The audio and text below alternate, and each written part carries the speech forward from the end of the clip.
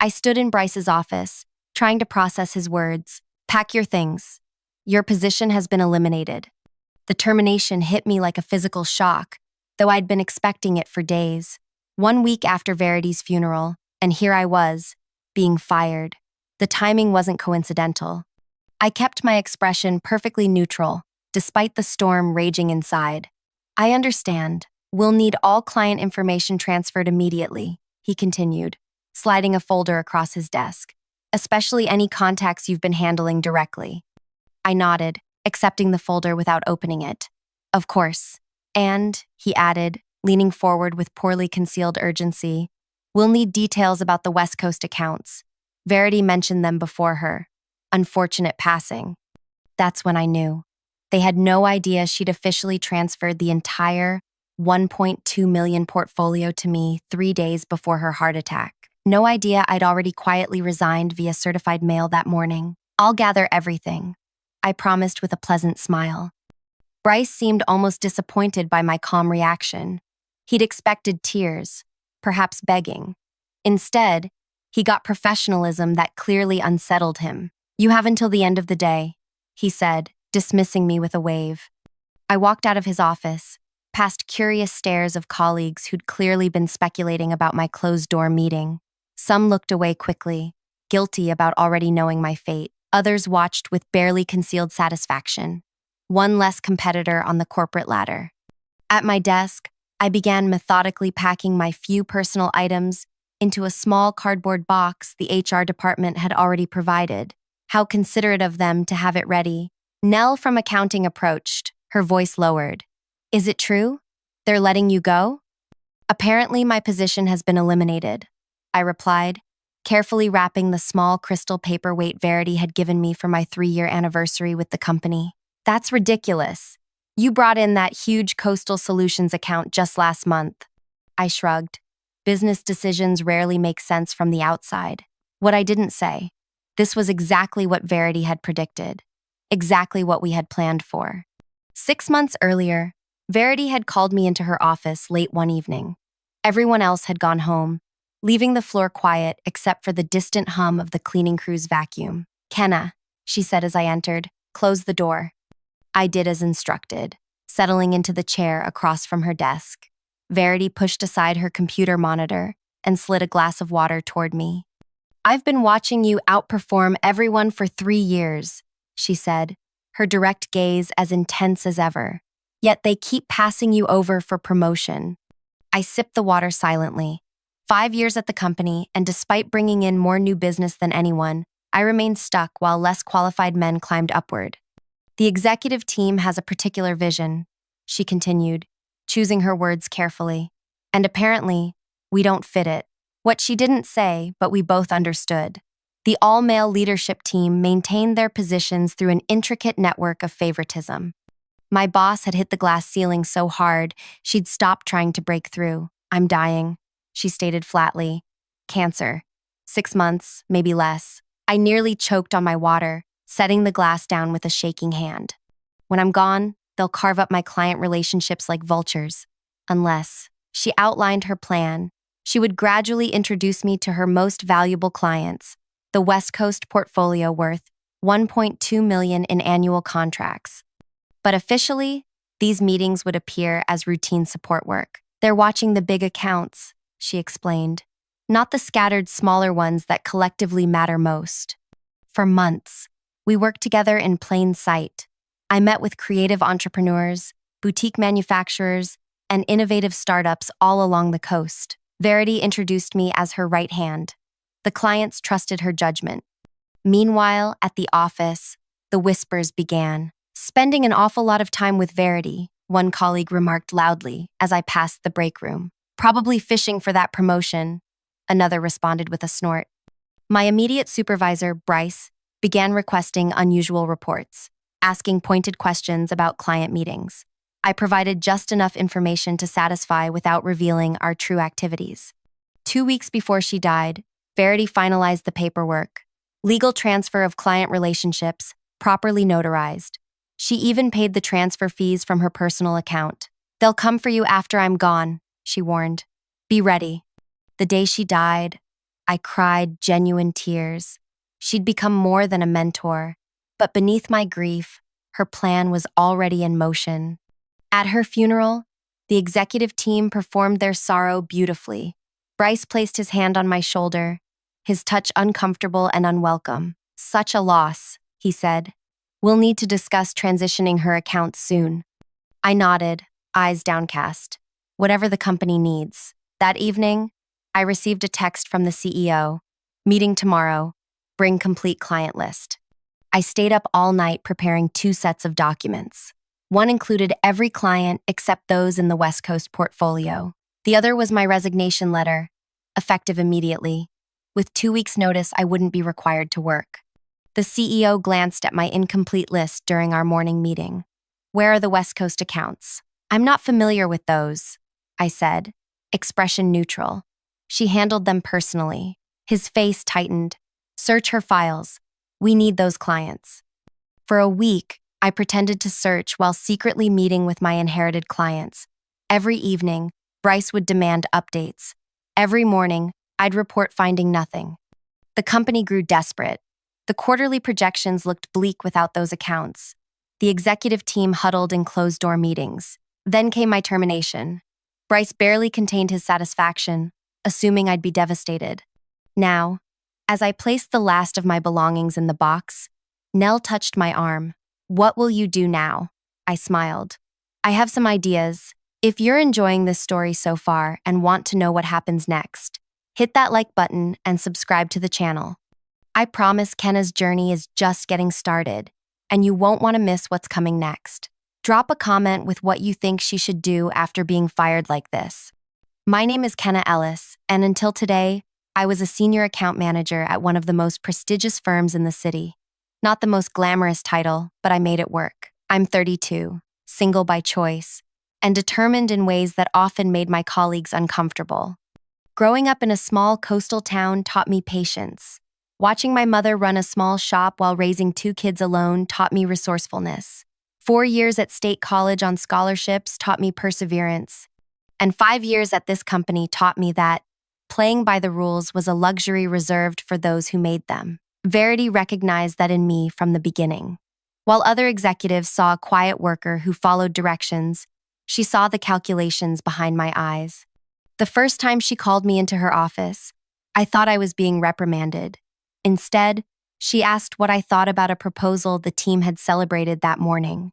"It's fundamentally flawed," I said, surprised by my own honesty. Instead of being offended, she smiled. "Explain." I outlined 3 critical weaknesses in the proposal that everyone else had missed. When I finished, she nodded once. "Tomorrow you'll join me in the client meeting. Say exactly what you just told me. But no buts. The client deserves honest expertise.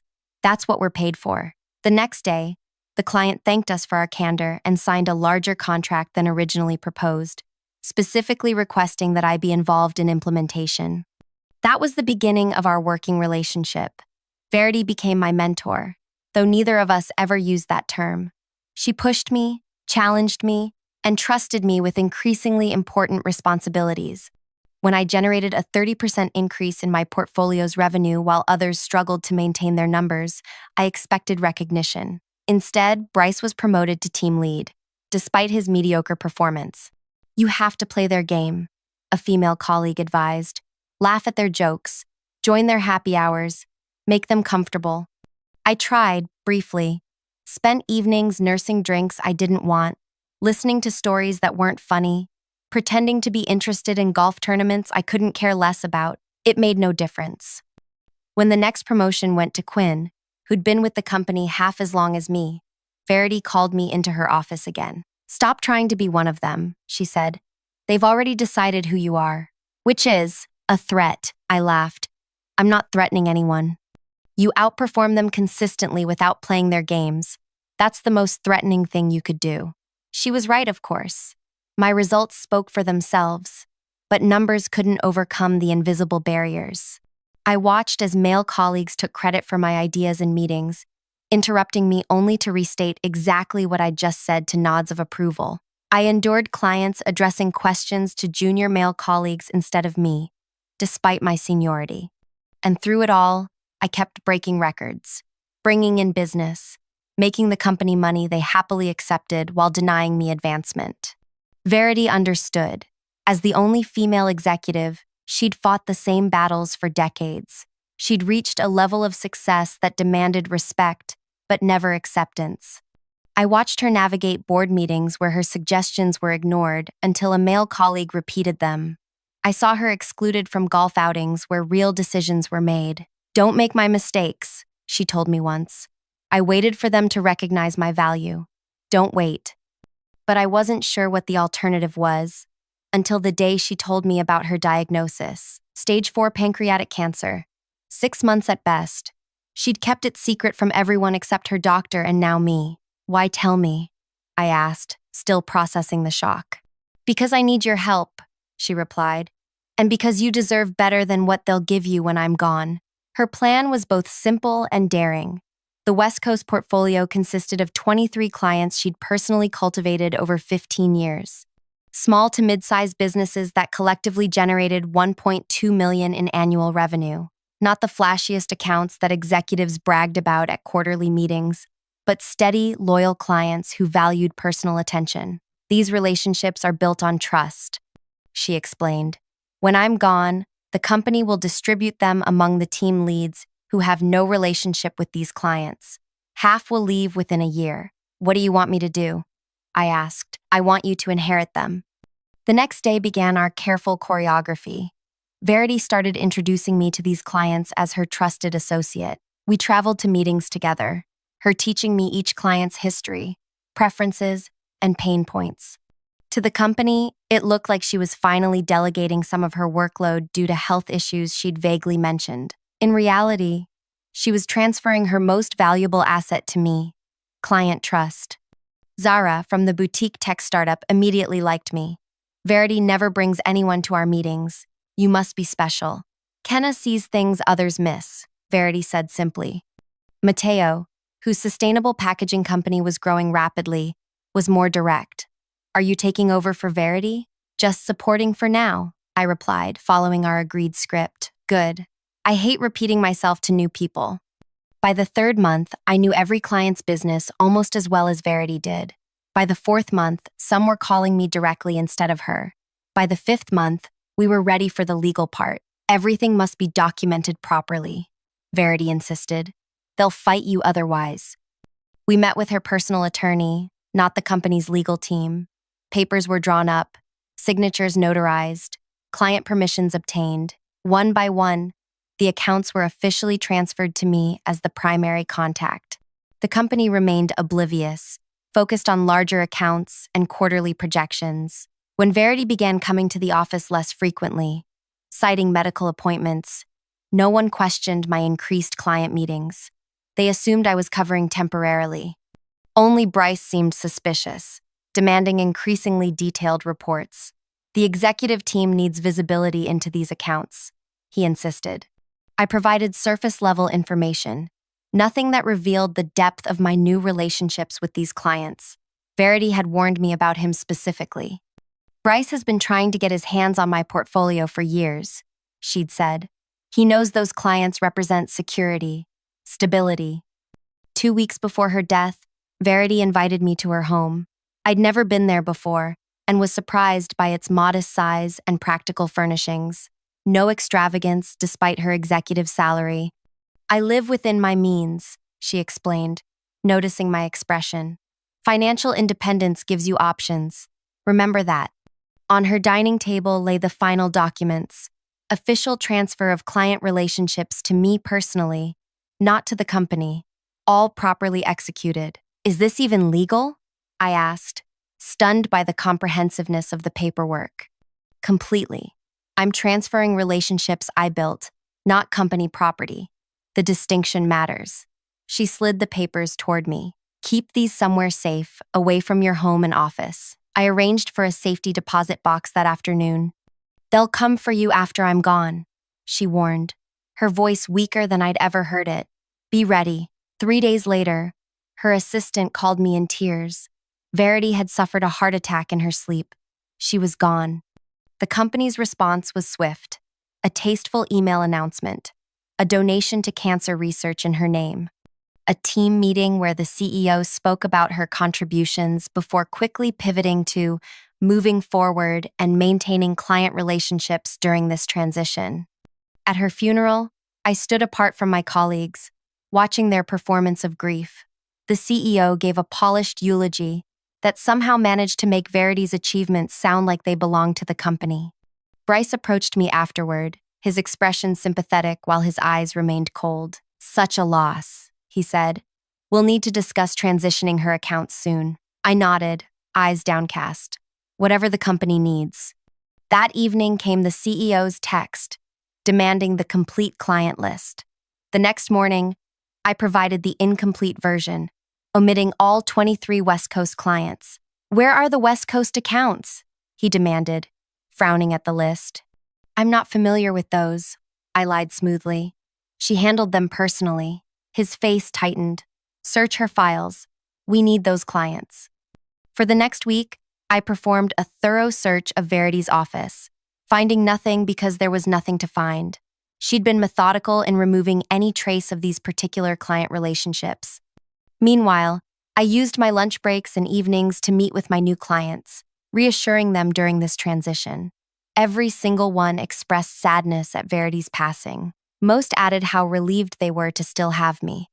"Continuity is everything in business," Matteo said during our coffee meeting. "If they'd assigned someone new, I would have walked." Each day, Bryce grew more agitated. The quarterly forecast looked increasingly concerning without those accounts. The executive team held closed-door meetings that ended with grim expressions and hushed conversations that stopped when I walked by. Then came my termination meeting, the culmination of their frustration and my preparation. As I carried my box of belongings toward the elevator, Bryce approached one last time. "Before you go," he said, voice low and urgent, "where are those West Coast files? This isn't personal, it's business. The company needs those accounts." I set down my box and looked him directly in the eyes. "I have no idea what you're talking about. Don't play games, Kenna. Those clients represent over $1 million in annual revenue. They belong to this company." I picked up my box again. "Actually, they belong to whoever they choose to work with." His face reddened. "Is that a threat?" "Just a fact," I replied, stepping into the elevator. As the doors closed on his angry face, I allowed myself a small smile. The termination I'd been expecting had finally arrived. But unlike what Bryce and the executive team believed, this wasn't the end of my story. It was only the beginning. The morning after my termination, I awoke before my alarm. The strange silence of not having to rush to the office settled around me like an unfamiliar blanket. For the first time in 5 years, I was unemployed. Technically. In reality, I was freer than I'd been in years. I made coffee and carried it to my small balcony, watching the city wake up. My phone buzzed with concerned messages from the few colleagues I'd been friendly with. Nell had sent 3 texts already, each more worried than the last. I answered her briefly. "I'm fine. Better than fine." The truth was, I'd been preparing for this day for months. The night before Verity's funeral, I'd opened a business checking account. 2 days later, I'd filed the paperwork for my new limited liability company. 3 weeks after that, I'd secured a small office space in a converted warehouse by the waterfront, walking distance from 5 of my new clients. All of this had been done quietly, methodically, following Verity's detailed instructions. "Don't rush," she'd advised. "Let them show their true colors first." And they had spectacularly. My phone rang. An unknown number. I hesitated before answering. Kenna Ellis speaking. "Ms. Ellis, this is Gavin Stewart, Chief Legal Counsel for—" "I know who you are, Gavin," I interrupted. We'd met at several company functions, though he'd never remembered my name. "Yes, well," he cleared his throat. "There seems to be some confusion regarding certain client relationships formerly managed by Verity Winters. The company would like to schedule a meeting to clarify these matters." "There's no confusion on my part," I replied, sipping my coffee. "Perhaps I'm not being clear. These client relationships belong to the company. Any attempt to redirect them would constitute theft of proprietary business assets. I'd been expecting this. Verity had prepared me for it. I have no intention of discussing this further without my attorney present," I said calmly. Any additional communication should be directed to her office. I provided the contact information for Lorelei Chan, the lawyer Verity had introduced me to. This could be resolved amicably, Gavin said, his tone shifting to something almost friendly. The company is prepared to offer you a consulting arrangement to facilitate the transition of these accounts. Goodbye, Gavin. I ended the call and blocked the number. 20 minutes later, my phone rang again. The CEO himself this time. I let it go to voicemail. His message was terse. Kenna, this is a serious matter. Call me immediately. Instead, I sent a text to Mateo. Still on for our 10 a.m. meeting? His reply came seconds later. Absolutely. Bringing the new product samples. I showered and dressed with care, choosing a sleek charcoal pantsuit that Verity had once admired. Power isn't about blending in, she'd told me. It's about standing your ground. The temporary office I'd leased wasn't fully furnished yet. Just a desk, 2 chairs, and a small conference table. But the view of the harbor made up for the Spartan interior. Mateo arrived precisely at 10, carrying a box of prototype packaging. Nice place, he said, glancing around. Bit empty, though. For now, I replied. I'm starting small. Mateo set his samples on the conference table. Got a call from your old company this morning. Some guy named Bryce? My pulse quickened. What did he want? To schedule an urgent meeting about our account. Said there'd been a restructuring and he'd be taking over. Mateo shrugged. I told him we're happy with our current arrangement. And what did he say to that? He said there must be some misunderstanding. That all client contracts are with the company, not individual representatives. Mateo laughed. I told him to check his paperwork again. I smiled, feeling a wave of validation. And did he? Must have. He got very quiet, then said he'd have to get back to me. Mateo opened his sample box. Enough about that. Let me show you what we've been working on. By noon, I'd confirmed meetings with 5 more clients for the following day. By 3, I'd received emails from 7 others, all reporting similar calls from either Bryce or another executive at my former company. At 4, Lorelei called. They're threatening legal action, she said without preamble, claiming breach of contract, client poaching, and misappropriation of trade secrets. Exactly as Verity predicted, I replied. Yes, and exactly as we prepared for. I've reviewed all the documentation again. The client transfers were executed properly, with full disclosure to and consent from each client. You never signed a non-compete clause, and there are no trade secrets involved since all client information was either publicly available or provided directly by the clients themselves. So, we're on solid ground? Absolutely. But they don't know that yet. They're bluffing, hoping you'll panic. What's our next move? Let them bluster. I've requested all relevant documentation from their legal team. That will buy us some time while they scramble to find paperwork that doesn't exist. After hanging up, I crossed to the window, watching boats navigate the harbor. Verity had loved this view. When we'd looked at this office space together, just weeks before her death, she'd stood in this exact spot. Remember, Kenna, she'd said, when they realize what's happening, they'll try to intimidate you first. When that fails, they'll try to buy you. And when that fails, she'd turn to me, her face gaunt, but her eyes still fierce. That's when they'll show you exactly who they are. My phone buzzed with a text from an unfamiliar number. Kenna, it's Quinn. Can we talk? Not company business. Just talk. Quinn, the one who'd gotten the promotion I deserved. We'd never been close, but he'd always been less overtly political than the others. Still, I hesitated before replying. When and where? His response came quickly. Tonight? That cafe near your old apartment? I frowned. How did he know where I used to live? I'd moved 6 months ago and had never mentioned my new address at work. The Copper Kettle at 7, I replied, naming a cafe in a busy shopping district instead. I arrived early, choosing a table with a clear view of both the entrance and the back exit.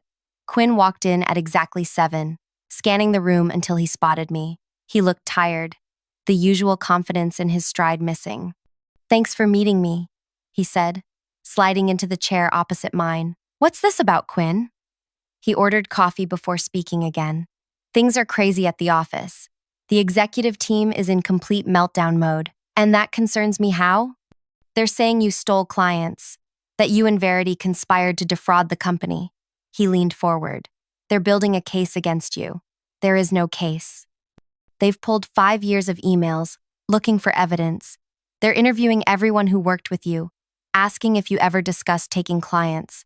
I kept my expression neutral. Again, why should I care? Quinn sighed. Look, I know we weren't friends, but what they're doing, it's not right.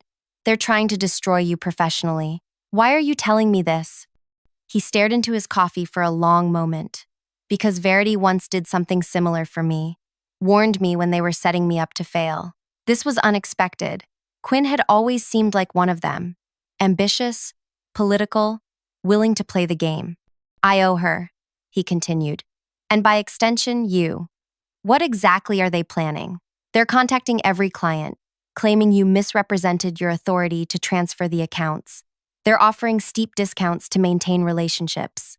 And they're preparing to send cease and desist letters to all 23 businesses. I nodded slowly. Anything else? They've frozen Verity's final compensation package, claiming evidence of misconduct. They're using it as leverage with her family. This sent a surge of anger through me.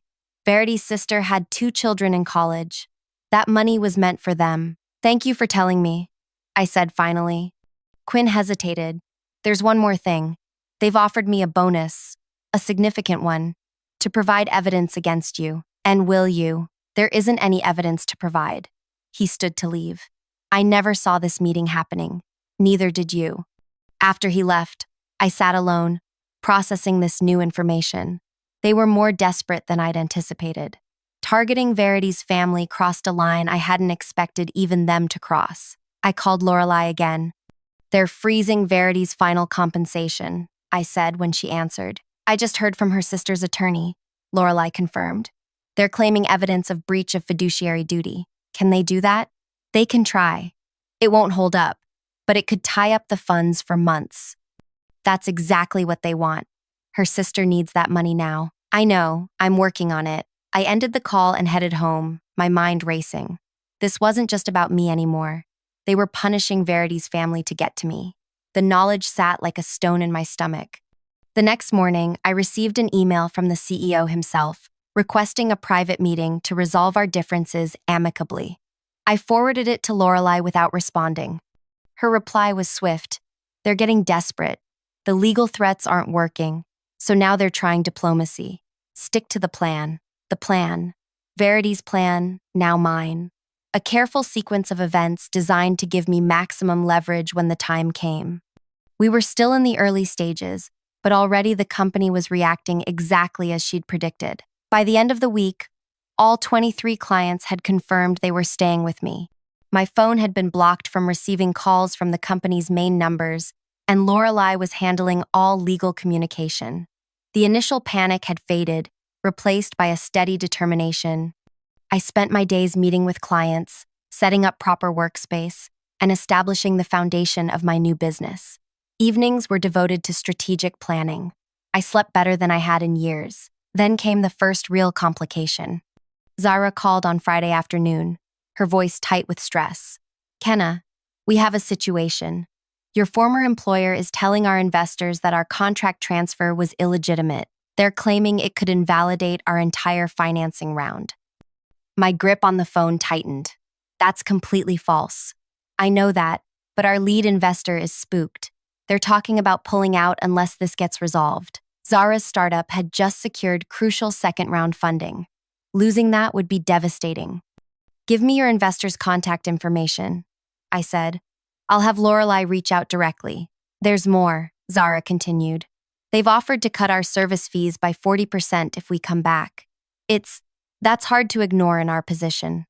This was the first crack in the wall.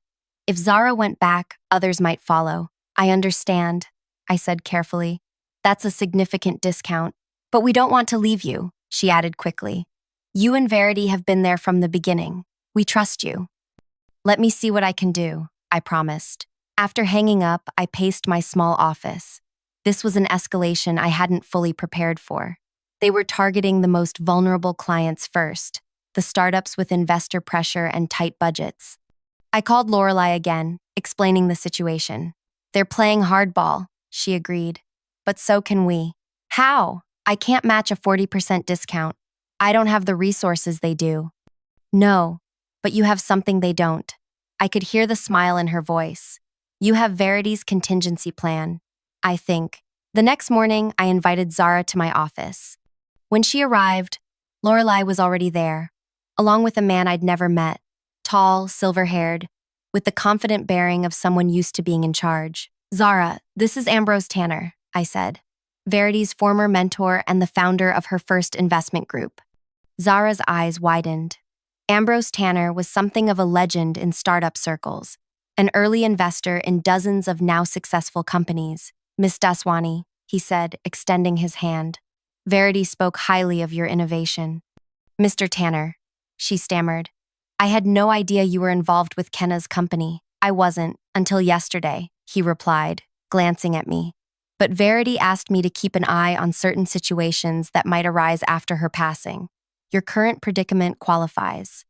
For the next hour, Ambrose outlined a potential partnership that would not only resolve Zara's immediate investor concerns, but potentially accelerate her company's growth timeline. By the time she left, the crisis had transformed into an opportunity. Thank you, I said to Ambrose after Zara had gone. Verity never mentioned she'd spoken to you about this. Verity kept many cards close to her chest, he replied. She contacted me shortly before her death, explained what she was planning for you, and asked if I'd be willing to step in if certain situations arose. And you agreed? Just like that? Ambrose's expression softened. Verity saved my company 20 years ago when everyone else had written me off. I owed her. Besides, he added with a small smile, I've been watching those executives mismanage talent for years. It's about time someone taught them a lesson. Over the next 2 weeks, similar scenarios played out with other vulnerable clients. When my former company targeted them with aggressive discounts or investor pressure, I found ways to strengthen those relationships rather than simply trying to maintain them. For Wade's custom furniture business, I connected him with 3 new retail partners. For Lark's organic skincare line, I arranged a feature in a major lifestyle publication. Each solution was tailored specifically to the client's needs, demonstrating a level of personal attention my former company couldn't match. The executive team's tactics grew increasingly desperate. They attempted to contact my clients outside of business hours. They spread rumors about my company's financial stability. They even sent a junior account manager to stand outside my office building, intercepting clients as they arrived for meetings. Through it all, I maintained the calm demeanor Verity had modeled. Never let them see you sweat, she'd advised. The moment you react emotionally, they believe they've won. 3 weeks after my termination, I received another email from the CEO, marked urgent and confidential. This has gone far enough. It read, we're prepared to offer you a partnership position with full executive privileges if you return the West Coast accounts to company management. This offer expires in 48 hours. I forwarded it to Lorelei with a single question. Time? Her response was equally brief. Almost. That evening, I spread all my documentation across my dining table. Client contracts, transfer agreements, email correspondences, meeting notes. Everything meticulously organized and preserved. 5 months of careful preparation leading to this moment. My phone rang. Bryce's number. I answered out of curiosity.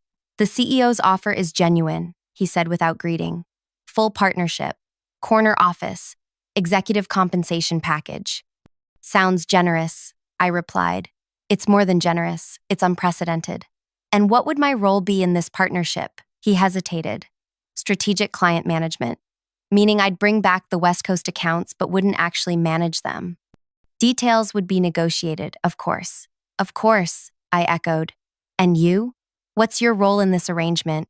Another hesitation. I've been asked to facilitate the transition, meaning you've been told to get me to agree at any cost, because the quarterly numbers are due next week, and the executive team is panicking. The silence confirmed my assessment. The offer expires tomorrow, he finally said. I suggest you consider it carefully. I always do. After hanging up, I sent a message to Lorelei. They've offered partnership. Getting desperate. Her reply came immediately. Perfect. Exactly on schedule. Meet tomorrow, 9 a.m. Bring everything. The next morning, I arrived at Lorelai's office carrying a briefcase full of documents. She was waiting with a colleague I hadn't met before, a serious-looking woman introduced simply as Diane from the Financial Crimes Unit. My heart raced as I realized what was happening. This was the moment Verity had been building toward all along. Not just a plan for me to take clients and start my own business, but something much bigger. Ms. Ellis, Diane said, I understand you have information regarding potential financial irregularities at your former company. I looked at Lorelai, who nodded encouragingly. Yes, I replied, opening my briefcase. I believe I do. The documents I placed on the table represented only a fraction of what Verity had compiled over 15 years. Evidence of systematic financial manipulation that went far beyond simple accounting tricks. Creative revenue recognition, hidden expenses, artificially inflated client contracts, a pattern of deception designed to boost executive bonuses while misleading shareholders. Verity discovered these discrepancies 3 years ago, I explained. She began documenting everything, building a case methodically. Why didn't she report it immediately? Diane asked. She tried, internally first, following proper channels. When that failed, she approached a board member, confidentially. 2 weeks later, her department's budget was cut by 30%, and 3 of her staff were let go. Diane examined the documents carefully. And she shared all this with you? Not until she knew she was dying. She needed someone to continue what she'd started. The client transfers, Lorelai added. They weren't just about helping Kenna start her own business. They were about protecting these clients from what's coming. And what exactly is coming? Diane asked.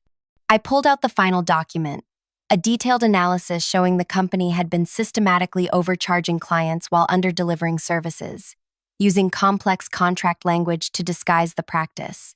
When this becomes public, I said quietly, the company's reputation will be destroyed.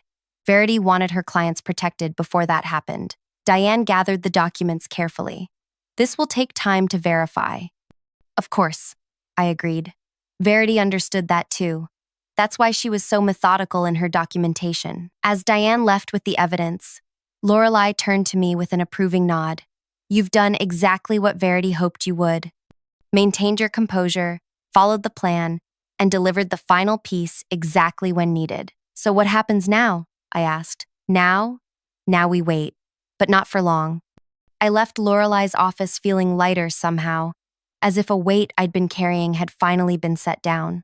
The last piece of Verity's plan was in motion. All those months of careful preparation had led to this moment. My phone buzzed with a text from the CEO. Offer expires at 5 p.m. today. Last chance. I didn't bother responding. There was nothing left to say. Instead, I headed to my office by the water, where 3 client meetings were scheduled for the afternoon. Life would go on, business would continue, regardless of what happened next. As I unlocked the office door, my phone rang again. An unknown number. I almost didn't answer, assuming it was someone else from the company making a last-ditch effort. But something made me accept the call. Kenna Ellis speaking. Ms. Ellis. The voice was unfamiliar, authoritative. This is Detective Reeves with the Financial Crimes Division. We'd like to schedule a formal interview regarding the documentation you provided this morning. I closed my eyes, a mix of emotions washing over me. Of course, whatever you need. And Ms. Ellis, you might want to turn on the financial news. I hung up, my fingers trembling slightly as I pulled up the financial news on my tablet. The headline instantly made my breath catch. Breaking. Securities investigation launched against major consulting firm amid fraud allegations. The accompanying article mentioned whistleblower documentation and systematic financial irregularities. The company's stock had already dropped 8% in pre-market trading. My phone immediately began buzzing with notifications.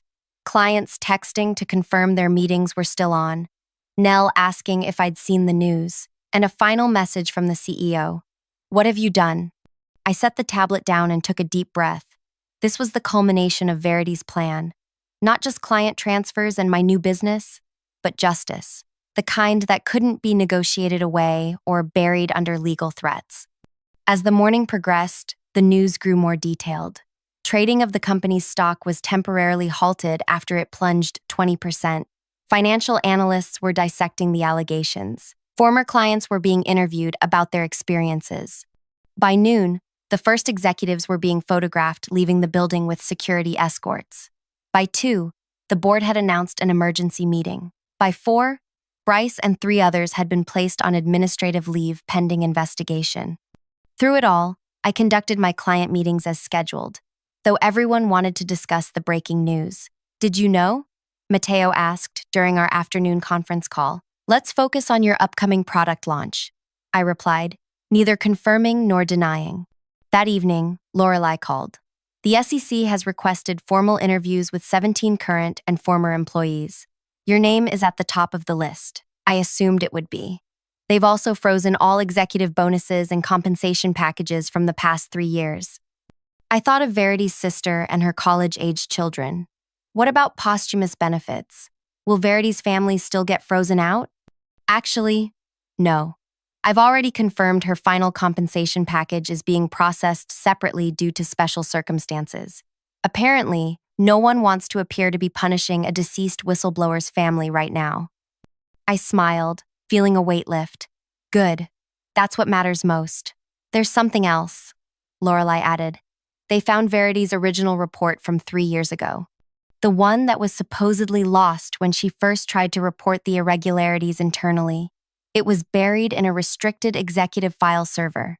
So they knew, all along, every single one of them. The entire executive team was complicit." I thanked Lorelei and ended the call, walking to the window of my apartment to watch the city lights come on as dusk settled. Everything was unfolding exactly as Verity had planned. The company that had systematically marginalized us both was now facing the consequences of its actions. My phone buzzed with yet another message. Quinn, this time. "They're looking for scapegoats. Bryce is claiming you and Verity fabricated everything." I wasn't surprised. Let him. The documentation speaks for itself. I've been asked to provide a statement about your work practices. And will you? I'll tell the truth. That you were the most ethical person in that building. I set my phone down, oddly touched by his loyalty. Perhaps not everyone from my old life was an enemy after all. The next morning, Detective Reeves arrived at my office for our formal interview. For 3 hours, I walked her through every document, every discrepancy, every attempt Verity had made to address the issues through proper channels. "She kept meticulous records," Reeves observed, studying a particularly detailed spreadsheet comparing reported client billings to actual services rendered. "Verity believed in accountability," I replied. "She used to say that integrity isn't what you do when everyone's watching. It's what you do when you think no one is." After Reeves left, I sat alone in my office, feeling a strange mixture of vindication and sadness. Verity should have been here to see this. She'd orchestrated everything so perfectly, yet wouldn't witness the results of her planning. My phone rang. An unfamiliar number with the area code from Verity's hometown. "Kenna? This is Iris, Verity's sister." My heart quickened. "Iris, yes, how are you? I just received notification that Verity's benefits are being released. All of them." The company's legal team suddenly became very cooperative. "I'm glad to hear that." "There's something else." Her voice softened. "Verity left a letter for you with my attorney. He was instructed to deliver it 1 month after everything happened. Would you like me to mail it? Or I can come to you," I said quickly, "if that's all right." 2 days later, I sat in Iris's modest living room, holding an envelope with my name written in Verity's distinctive handwriting. Iris had given me privacy, stepping outside to tend her garden. The letter was dated 1 week before Verity died. "Kenna, if you're reading this, then everything has proceeded according to plan. The company is facing investigation, the clients are safe with you, and my family's financial security is preserved. What you don't yet know is why I chose you. It wasn't just your competence or your integrity, though both are remarkable. It was because 3 years ago, when I first discovered the financial irregularities, you were the only person who noticed something was wrong. With the company, yes, but more importantly, with me. You asked if I was okay when no one else saw past my carefully maintained facade. You offered help without knowing what you were offering to help with. In that moment, I knew you were different. The company will try to paint me as vindictive, a disgruntled employee orchestrating their downfall from beyond the grave. Perhaps there's some truth in that. But my real motivation was justice. For myself, for you, for every person whose career was stifled because they wouldn't play by corrupted rules. The portfolio I left you isn't just clients, it's opportunity. Build something better than what we came from. Create the company we always deserved to work for. There's one final thing. In the safety deposit box where you kept our documentation, you'll find a key to a storage unit. Inside is everything you'll need to fully understand the depth of what we've uncovered. Use it wisely. With respect and confidence, Verity. I folded the letter carefully, tears blurring my vision. Even now, months after her death, Verity was still guiding me, still offering wisdom from beyond. The next morning, I visited the storage unit. Inside was a single filing cabinet containing detailed dossiers on every executive at the company, their financial dealings, their decision histories, their vulnerabilities, information gathered meticulously over 15 years. Among these was a separate folder labeled Board Connections, documentation of how each board member had been selected not for their oversight capabilities, but for their willingness to look the other way. Copies of emails, meeting recordings, evidence so comprehensive it took my breath away. I immediately called Lorelei and Detective Reeves. This wasn't just about financial irregularities anymore. This was systematic corruption at every level. Within days, the investigation expanded. The board chairman resigned. 3 additional executives were placed on leave. The company's stock continued its downward spiral. Through it all, my business grew steadily. The clients who had trusted Verity, and now trusted me, remained loyal. Word spread about a new consulting firm that prioritized ethical practices and client success above all else. 6 months after my termination, I leased a larger office space in the same waterfront building. My team had grown to include 5 full-time employees, including Nell, who had resigned from our former company the day after the investigation became public. On the morning we moved into the new space, a package arrived. A framed photograph of Verity standing on the beach near her hometown, looking out at the horizon with characteristic determination. A note from Iris accompanied it. She'd want this in your new office. I hung it in the reception area, directly across from the entrance where every visitor would see it. Beneath it, I placed a small plaque with the words that had guided me through the past year. Success isn't climbing their ladder, it's building your own. That afternoon, I received an unexpected visitor, Quinn, looking uncomfortable in the unfamiliar surroundings. Nice place, he said, glancing around. Very different from the old office. That's the point, I replied. What brings you here? I've been offered a position at what's left of the company. There were structuring after the investigation. Congratulations? He shook his head. I turned it down. It doesn't feel right, being rewarded for surviving the purge when I was part of the system that enabled everything. I studied him, seeing genuine regret in his expression. So what will you do? I don't know. Start over somewhere. Try to do better. I considered him for a long moment. We have an opening, junior position, less money than you're used to, but it's honest work. His surprise was evident. You'd hire me? After everything? Verity believed in second chances. And you did warn me when you didn't have to. The following week, our team gathered for the official opening of the expanded office. Clients, friends, even some former colleagues who had reached out after leaving the old company. Iris came with her children, visibly moved by the photograph of her sister, prominently displayed. As I looked around at what we had built, not just a business, but a community founded on the principles Verity had valued, I felt her presence as strongly as if she were standing beside me. The investigation continued to unfold, revealing deeper layers of misconduct than even Verity had documented. The company that had once seemed invincible was fighting for survival, its reputation in tatters, its leadership disbanded. But that wasn't my concern anymore. My focus was on building something new, something better, not revenge for its own sake, but justice that created opportunity for growth. In the end, the most powerful revenge wasn't destroying what had hurt us. It was creating something so much better that the comparison itself became a judgment. Verity had known that all along, and now, so did I. If you've made it to the end of this story, I hope it resonated with you in some way. Maybe you've faced similar challenges in your career, or perhaps you've witnessed the kind of systematic problems Kenna and Verity confronted. If this story touched you, please hit that like button and subscribe for more content like this. I'd love to hear your thoughts in the comments below. Have you ever had to stand up against workplace injustice? Or have you been lucky enough to have a mentor like Verity in your professional life? Your experiences matter, and sharing them helps build the kind of supportive community we all deserve.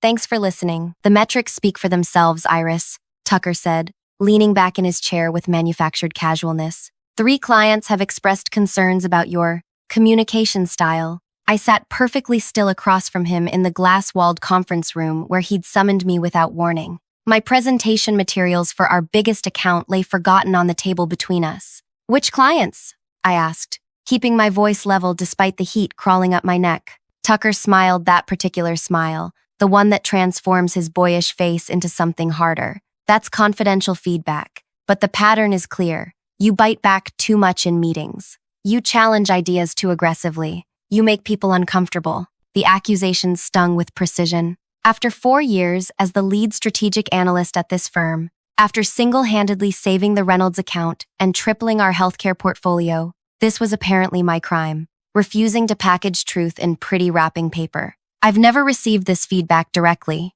I said, thinking of the thank you notes in my desk drawer from those same clients. In fact, Westman Technologies specifically requested me for their project because of my directness. Tucker slid a printed document across the polished surface. This is a performance improvement plan. You'll need to demonstrate significant change in how you interact during meetings. More specifically, when clients or leadership present ideas, your role is to support, not criticize. The subtext was clear. Sit pretty, nod, smile. I scanned the document, my vision narrowing to a tunnel as I read the bullet points. Minimize confrontational language. Avoid challenging senior stakeholders directly. Demonstrate greater team alignment. I noticed this was drafted 2 weeks ago, I said, pointing to the date stamp, before the Henderson pitch where you presented my strategy as your own. Tucker's expression didn't change, but his knuckles whitened around his pen. This isn't personal, Iris. It's business. Your technical skills are excellent, but your attitude is becoming a liability. A liability to whom? I pressed, the question hanging between us. To the company, he replied smoothly. To the team culture I'm trying to build. The team culture where men like Pierce and Damon were assertive while I was aggressive. Where they were strategic while I was calculating. Where Tucker could claim my work without attribution because clients responded better to his delivery style. I've removed you from tomorrow's presentation to Keller Industries, he continued, clicking his pen rhythmically. Pierce will handle it, and I'm reassigning the Westman project to Andrea. The air seemed to vanish from the room. 4 months of research, strategy development, and testing, my work, handed to junior analysts who wouldn't understand the nuanced data relationships I'd uncovered. Those are my projects, I said, voice barely audible. They're company projects, Tucker corrected. And I decide who represents us to clients. I thought of the Keller Industries presentation waiting on my laptop. The one containing evidence that their current manufacturing approach would fail catastrophically under specific conditions. The analysis Tucker had dismissed as unnecessarily alarming when I'd shared it privately last week. The Keller presentation includes critical safety warnings they need to hear, I said. Pierce doesn't understand the underlying calculations. Pierce will stick to the approved content, Tucker replied, standing to signal our meeting was over. That's what makes him valuable. He delivers what's expected without making waves. I remained seated, the implications crashing over me. This wasn't about my communication style. This was about silencing information Tucker found inconvenient. One more thing, he added, pausing at the door. All client communication goes through me from now on. No direct emails, no calls. Consider it part of your improvement plan. The door closed behind him, leaving me alone with the PIP and the sickening realization that my career at this firm had just been effectively terminated, not with a firing, but with a slow, calculated suffocation. I picked up my phone and scrolled to a hidden folder. Inside were 47 client testimonials I'd been saving for my annual review,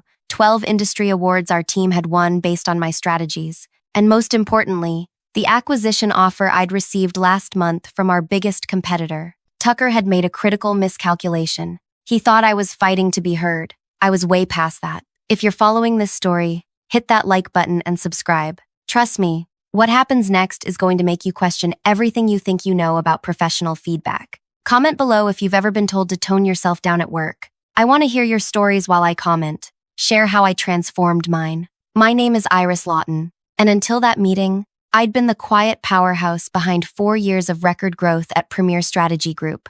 Not that anyone outside our client base would know it. My work appeared in industry journals under other people's names. My strategies were presented by men with deeper voices and broader shoulders. My discoveries were softened, sanitized, and stripped of my fingerprints before they reached executive boardrooms. I hadn't always been this invisible. I started at Premier fresh out of graduate school with my dual masters in data science and business strategy. Back then, the company was struggling, a boutique firm competing against giants. What we lacked in size, we made up for in innovation. That was the official line, anyway. The truth was messier. The innovation came from desperate analysts working 80-hour weeks to keep the lights on. I was one of them, sleeping under my desk some nights, subsisting on protein bars and determination. 6 months in, I spotted a pattern in our client data that everyone else had missed. A tiny behavioral signal that, when properly leveraged, could double conversion rates across all sectors. I compiled my findings, created a comprehensive implementation strategy,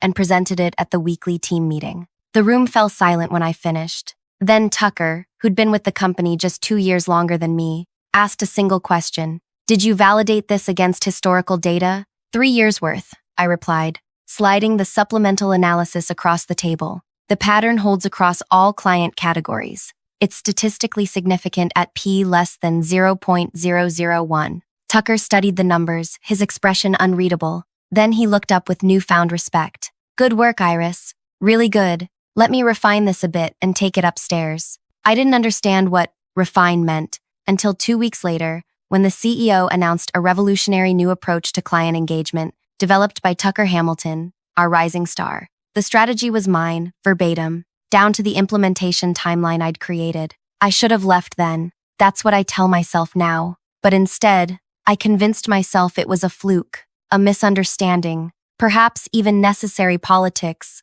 I didn't yet understand. Over the next 3 years, it happened again and again. My work became the foundation of Tucker's meteoric rise to management. With each promotion, he brought me along just enough to keep me producing, but never enough to threaten his position. I became the secret weapon he deployed when accounts were failing, the problem solver summoned for impossible challenges, then hidden away when clients arrived. I stayed because the work itself was meaningful. I stayed because each successful project meant a client company thrived, jobs were saved, and sometimes, like with the healthcare clients, lives improved. I stayed because I told myself that impact mattered more than recognition. Until Tucker's latest promotion to Director of Client Strategy 8 months ago, that's when everything changed. Suddenly, my direct access to information was restricted. My communication with clients became inappropriate. My data-driven warnings about flawed approaches became unnecessarily negative. The pattern was clear in retrospect.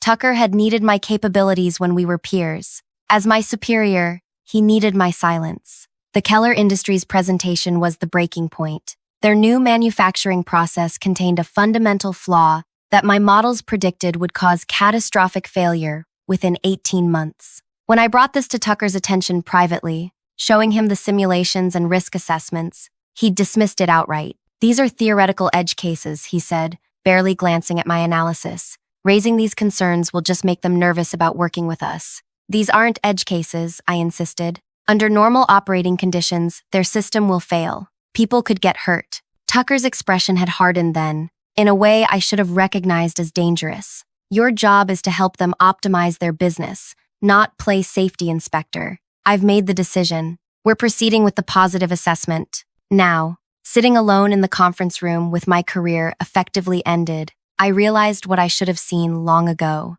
This wasn't about communication styles or client relationships. This was about power, and what happens when truth threatens it. I gathered my materials slowly, my mind racing ahead to the Keller presentation tomorrow. If Pierce delivered Tucker's sanitized version, Keller would proceed with a fundamentally flawed manufacturing process. The resulting product failures would damage more than their bottom line. They could harm actual people. I couldn't let that happen. Not for my career, not for Tucker, not even for Premiere, but direct intervention was now impossible. Tucker had cut off all my official channels. No client contact, no presentation role, no voice in the room, which meant I needed to find an unofficial channel, one that couldn't be traced back to me until it was too late for Tucker to interfere. I slipped my phone back into my pocket, the folder of testimonials and evidence suddenly feeling like more than just professional validation. It was ammunition, and I finally knew exactly how to use it. I left the conference room and headed straight to my desk.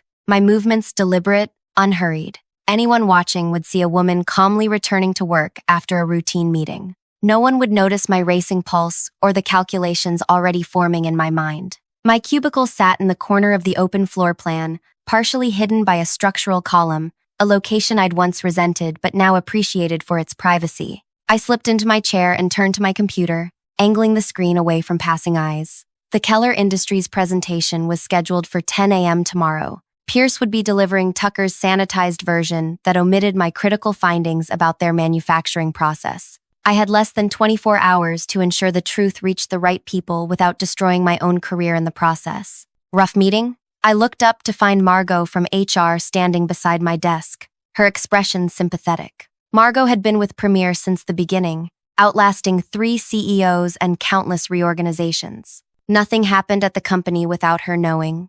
Just the usual strategy discussion, I lied, forcing a smile. Margot's eyes flicked to the PIP peeking out from my folder.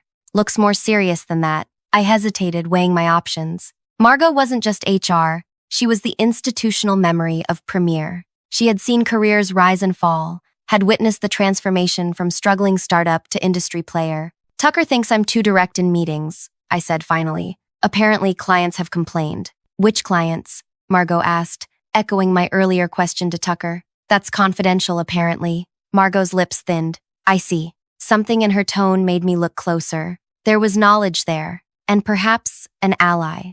Have others received similar feedback? I asked carefully. I'm not at liberty to discuss personnel matters, she replied, the company line delivered with perfect professionalism. Then more quietly, but my door is always open if you want to talk about documentation strategies for your own records. She placed a sticky note on my desk with her personal cell number before walking away, leaving me with the distinct impression that Margot knew exactly what was happening and had seen it before. I turned back to my computer and began typing rapidly, ignoring the emails flooding my inbox. Instead, I opened a secure cloud drive I'd created months ago, a habit born from watching too many colleagues lose access to critical files during hasty exits. The complete Keller analysis was there, along with my simulation models showing exactly how and when their manufacturing process would fail. I'd built these models nights and weekends, going far beyond what Premiere had asked for because I couldn't stomach the thought of missed warning signs. Now, I needed to get this information to Keller without Tucker realizing I was the source. Direct contact was impossible. All client communications were monitored, and Tucker had explicitly banned me from reaching out. I needed a trusted intermediary, someone with direct access to Keller's decision-makers who wouldn't immediately report back to Tucker. My thoughts turned to Bennett Shaw, Keller's chief safety officer. We'd spoken exactly once, 6 months ago, when he'd called with questions about some preliminary data I'd included in an early report. Tucker had been furious that Bennett had my contact information, but the conversation had been illuminating. Bennett was meticulous, ethical, and deeply concerned about potential risks. If anyone at Keller would understand the significance of my findings, it would be Bennett. But how to reach him without using company channels? A memory surfaced, Bennett mentioning an industry conference he chaired annually. A quick search confirmed the Safety Innovation Summit was happening this week at the downtown convention center. Today was the opening reception.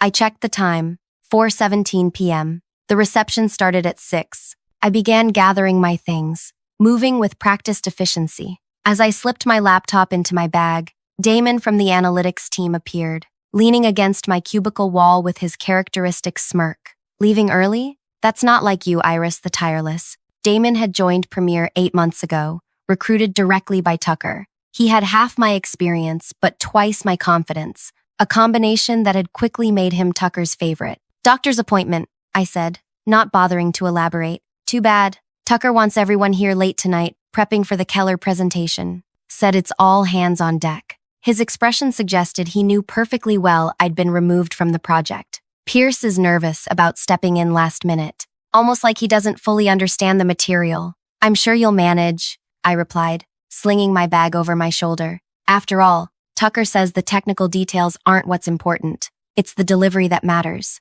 Damon's smirk faltered slightly. You know how it is. Some people just present better. Some people just get presented better opportunities, I countered, stepping past him. Give Pierce my notes from the shared drive if he's struggling. The password is attribution matters. I felt Damon's eyes on my back as I walked away, but I didn't turn around. Let him report to Tucker that I was leaving early. By tomorrow, it wouldn't matter. The Safety Innovation Summit was being held at the Grand Plaza Hotel, a gleaming glass structure in the heart of downtown. I arrived just as attendees were beginning to filter into the reception hall, their name tags identifying them as safety officers, quality assurance directors, and risk management specialists from across the manufacturing sector. I scanned the room for Bennett, rehearsing what I would say when I found him. This wasn't just career suicide. It potentially violated my non-disclosure agreement, but the alternative was allowing a fundamentally unsafe product to reach consumers. Looking for someone? I turned to find a woman in her 60s observing me with sharp intelligence. Her name tag identified her as Dr. Helena Reed, keynote speaker. Bennett Shaw, I admitted, from Keller Industries. Ben stepped out to take a call. He should be back shortly. She studied me more closely. You're not registered for the conference. It wasn't a question, but I answered anyway. No. I need to speak with him about a safety concern that's being presented to his company tomorrow. It's time sensitive. Dr. Reed's expression remained neutral, but something in her posture changed. Safety concerns should never be filtered for convenience. That's how disasters happen. Exactly, I said, relieved at her understanding. There he is. She nodded toward the entrance where Bennett had appeared, phone still pressed to his ear. I'll introduce you. 5 minutes later, I was seated in a quiet corner of the hotel bar with Bennett Shaw, my laptop open between us. This wasn't in the materials Tucker sent over for tomorrow's meeting, Bennett said, frowning as he studied my simulation. It was removed, I replied carefully. Tucker felt it was unnecessarily alarmist. Bennett's frown deepened. These failure points occur under standard operating conditions. This isn't alarmist, it's basic safety protocol. That was my assessment as well. Why are you showing me this now, outside official channels? I met his gaze directly. Because I've been removed from the project and banned from client contact. The presentation you'll see tomorrow omits this data entirely. Bennett was silent for a long moment, his expression unreadable. Finally, he asked, What do you want from Keller, Miss Lawton? I don't want anything except for you to have the complete information before making decisions that affect people's safety. What you do with this data is entirely up to you. This could damage your career, he observed. My career was damaged the moment I prioritized accuracy over politics, I replied. But I can find another job. The people who might be harmed by a faulty product can't find another life. Bennett closed my laptop gently. Thank you for bringing this to my attention. I'll need to discuss this with our executive team tonight. I understand. As I gathered my things, Bennett added, For what it's worth, this is exactly the kind of ethical standpoint we value at Keller. Not everyone would take this risk. I nodded, not trusting myself to speak. The validation shouldn't have mattered. I'd done this for the principle, not the praise. But after months of being undermined and silenced, Bennett's simple acknowledgement felt monumental. I returned home to my apartment, the tension of the day settling into my muscles as I unlocked the door. The space was small but deliberately organized, books arranged by subject, kitchen tools hung in perfect alignment, work materials filed in labeled containers, control where I could find it. My phone buzzed with a text from an unknown number. Tucker called emergency meeting. Team working all night on revised Keller presentation, you mentioned. Not positively. Margot, I realized. Already looking out for me. I texted back, thank you. So Tucker knew something was happening. Perhaps Damon had reported our conversation, or maybe Tucker's instinct for self-preservation had been triggered. Either way, he was moving to counter a threat he couldn't yet identify. What would he do? Likely prepare Pierce for potential questions about the safety data. Perhaps reach out to Keller executives to preemptively discredit any concerns. Definitely ensure I had no access to the building or systems before tomorrow's presentation. I checked my company email on my phone and confirmed my suspicion. Access denied. That was fast, even for Tucker. My computer credentials would be next. I opened my personal laptop and connected to the secure cloud drive, grateful for my paranoid contingency planning. Everything important was already backed up, safely beyond Tucker's reach. My phone buzzed again. Another text from Margot. Security directive issued. Your access suspended pending review. Officially, for system maintenance. So Tucker was cutting off all my avenues of intervention. Standard procedure when eliminating a threat. What he didn't understand was that I'd never planned to fight this battle on his terms. The information was already with Bennett. The choice to act on it belonged to Keller now. I sent one final text to Margot. I'll be in tomorrow as usual. Then I closed my laptop and prepared for bed with the same methodical precision I applied to everything. Tomorrow would bring either vindication or termination. Either way, I would face it with dignity. Morning arrived with cruel brightness, sunlight streaming through my bedroom window as my alarm chimed. I dressed with care, selecting a charcoal gray suit that projected confidence without demanding attention. My armor for the day ahead. The premier office was already buzzing when I arrived, the energy electric with pre-presentation nerves. I badged in without issue. Apparently Tucker hadn't thought to revoke my physical access, and made my way to my desk as though nothing had changed. Heads turned as I passed. Whispers followed. Word had spread about my removal from the Keller project, perhaps even about my PIP. In a company this size, secrets lasted hours, not days. Tucker emerged from his office the moment I sat down, his expression thunderous. Iris, a word. I followed him into the same conference room where he delivered his feedback yesterday, noting the tightness around his eyes, the barely contained fury in his movements. You've been busy, he said as soon as the door closed. I don't know what you mean, I replied calmly. Keller called at midnight. They want the presentation delayed. They've suddenly developed concerns about our analysis methodology. Tucker leaned forward. What did you do? Nothing that violates company policy, I said, which was technically true. I hadn't used company resources or disclosed proprietary information, only my own analysis of publicly available manufacturing specifications. You contacted them directly after I explicitly forbade it. I don't have contact information for anyone at Keller, I replied. Another technical truth. Bennett had been at a public conference. Tucker studied me, searching for the lie. The presentation is still happening. Pierce has been prepped for any safety questions. Whatever you're trying to accomplish won't work. I'm not trying to accomplish anything except ensuring Keller has accurate information for their decision-making. That's not your call to make. Tucker's composure cracked, his voice rising. You work for this company, for me. Your job is to deliver what I approve, not undermine strategy because you think you know better. I met his gaze steadily. My job is to provide accurate analysis that serves our clients' best interests. That's what builds lasting relationships, not hiding critical information to avoid difficult conversations. Tucker's laugh was bitter. You still don't get it. This isn't about accuracy. It's about business. Clients don't pay us to tell them their baby is ugly. They pay us to tell them how to dress it up.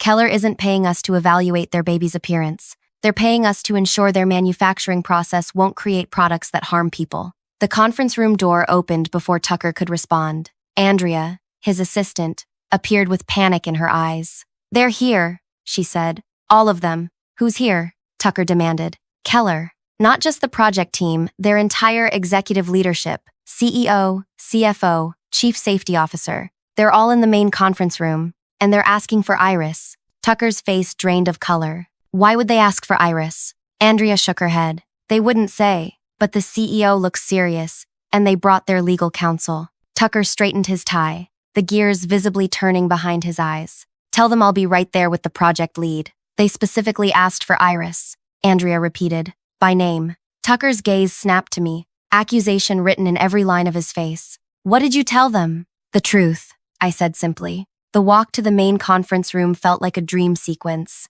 time stretching and compressing in strange measures. Tucker strode ahead, already crafting damage control strategies. I followed at my own pace, strangely calm. Whatever happened next, I had done what was right. The conference room fell silent as we entered. Seated around the massive table were 9 people I recognized from the Keller organizational chart, including Bennett Shaw, who gave me a slight nod. At the head of the table sat Gregory Keller himself, the founder and CEO whose reputation for exacting standards was legendary in the industry. His silver hair and keen eyes gave him the appearance of a hawk watching potential prey. Mr. Hamilton, Gregory acknowledged Tucker with cool professionalism. And you must be Iris Lawton. I nodded, keeping my expression neutral, despite the tension crackling through the room. Please, both of you sit down, Gregory continued. We have much to discuss. Tucker immediately launched into his prepared speech.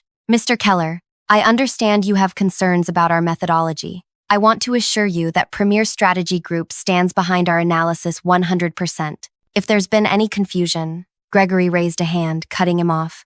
Mr. Hamilton, I'm not here to discuss methodology. I'm here because last night, our chief safety officer received information suggesting your firm deliberately withheld critical safety data from our team. Tucker's smile never faltered, though his knuckles whitened where they gripped the armrest. There must be some misunderstanding. All relevant data was included in our reports. That's not true, Bennett said quietly. And I believe Miss Lawton can confirm that. All eyes turned to me. This was the moment Tucker had been dreading. The confrontation he'd worked so hard to prevent. I could feel his silent warning like a physical pressure, but I met Bennett's gaze directly. The presentation scheduled for today omits simulation data showing critical failure points in the proposed manufacturing process, I said. These failures would occur under standard operating conditions within 18 months of implementation.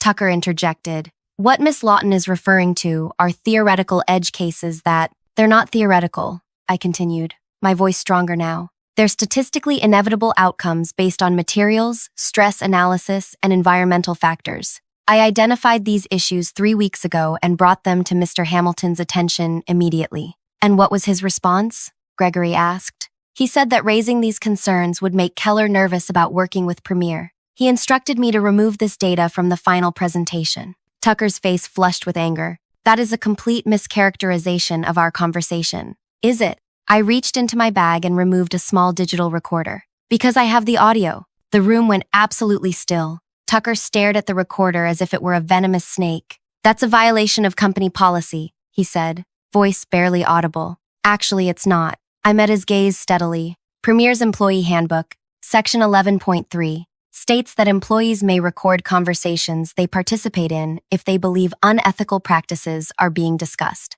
I believed your instruction to withhold safety data qualified. I placed the recorder on the table. Of course, this recording only captures our most recent conversation. It doesn't include the 3 separate emails where I outline these concerns, or the meeting notes documenting your dismissal of them. Those are all available as well. Gregory Keller leaned forward. Miss Lawton, are you telling us that you have documentation proving your firm intentionally concealed safety issues that could have resulted in product failures? Yes, I replied. And I'm prepared to provide all of it to your team. That won't be necessary, a new voice said from the doorway. We all turned to see Elaine Morris, Premier's CEO, standing there with Margot from HR beside her. Elaine's expression was granite as she surveyed the scene. Mr. Keller, on behalf of Premier Strategy Group, I want to apologize for this situation. It appears there has been a serious breach of our ethical standards. She turned to Tucker. Mr. Hamilton, please go with Margot to clear out your office. Tucker half rose from his chair.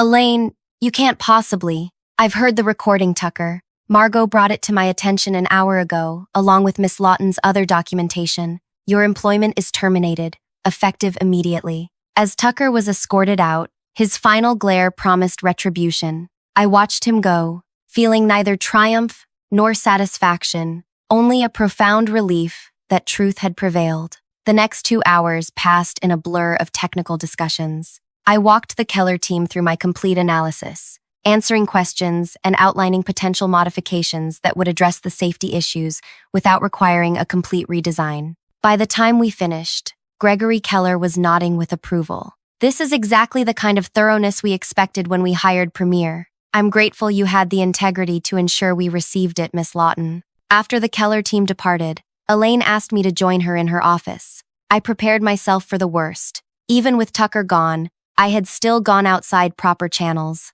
Sit down, Iris, she said, gesturing to the chair across from her desk. I owe you an apology. That was unexpected. Ma'am, Margot has been collecting complaints about Tucker for months, but without concrete evidence, our hands were tied. Your documentation changed that. She studied me with new respect, though I wish you had come to me directly. I tried, I admitted. 3 times. Your assistant said you were unavailable. Elaine sighed. Another thing to fix. We've grown too hierarchical.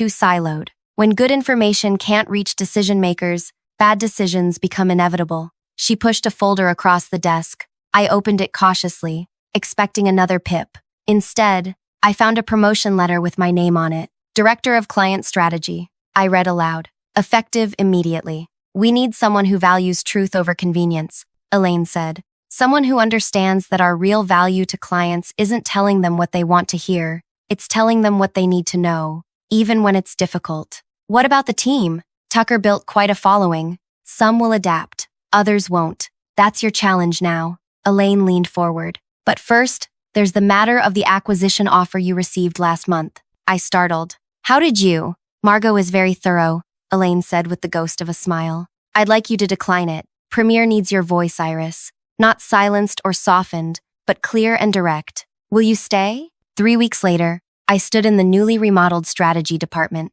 The glass walls had been replaced with an open, collaborative space. The hierarchy that had protected Tucker's behavior had been flattened. Every analyst now had direct contact with clients, with proper oversight, but without gatekeepers. The Keller project proceeded with my safety modifications fully implemented. 3 other clients requested similar reviews of their processes, creating a new service line that quickly became our fastest-growing revenue stream. Tucker found a position at a competing firm, where he reportedly described me as vindictive and calculating. Perhaps I was, but I had never planned an elaborate revenge or plotted his downfall. I had simply done what he never expected.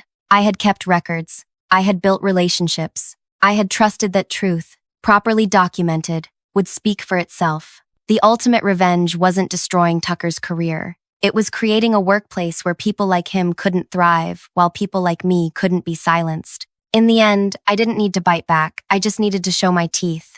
If this story resonated with you, please hit that subscribe button and share it with someone who needs to hear it. Leave a comment about a time when speaking up felt risky but necessary. I read every single one. The workplace only changes when we refuse to accept that feedback is just another word for silence. Sometimes the most powerful response isn't fighting back. It's standing your ground and letting truth do the heavy lifting. We can't use this report, my supervisor said, throwing my analysis onto his desk. It's too detailed. Way too detailed. He ran his fingers through his thinning hair, exasperation painting his features. Nobody wants to read 64 pages analyzing transaction patterns. Vera, the chief needs something he can understand in 5 minutes. I stood there, my hands trembling slightly as I watched 3 weeks of sleepless nights dismissed with a casual flick of his wrist. The report represented the most thorough financial crimes analysis I'd ever produced. But Paul, these pension fund discrepancies show a clear internal pattern.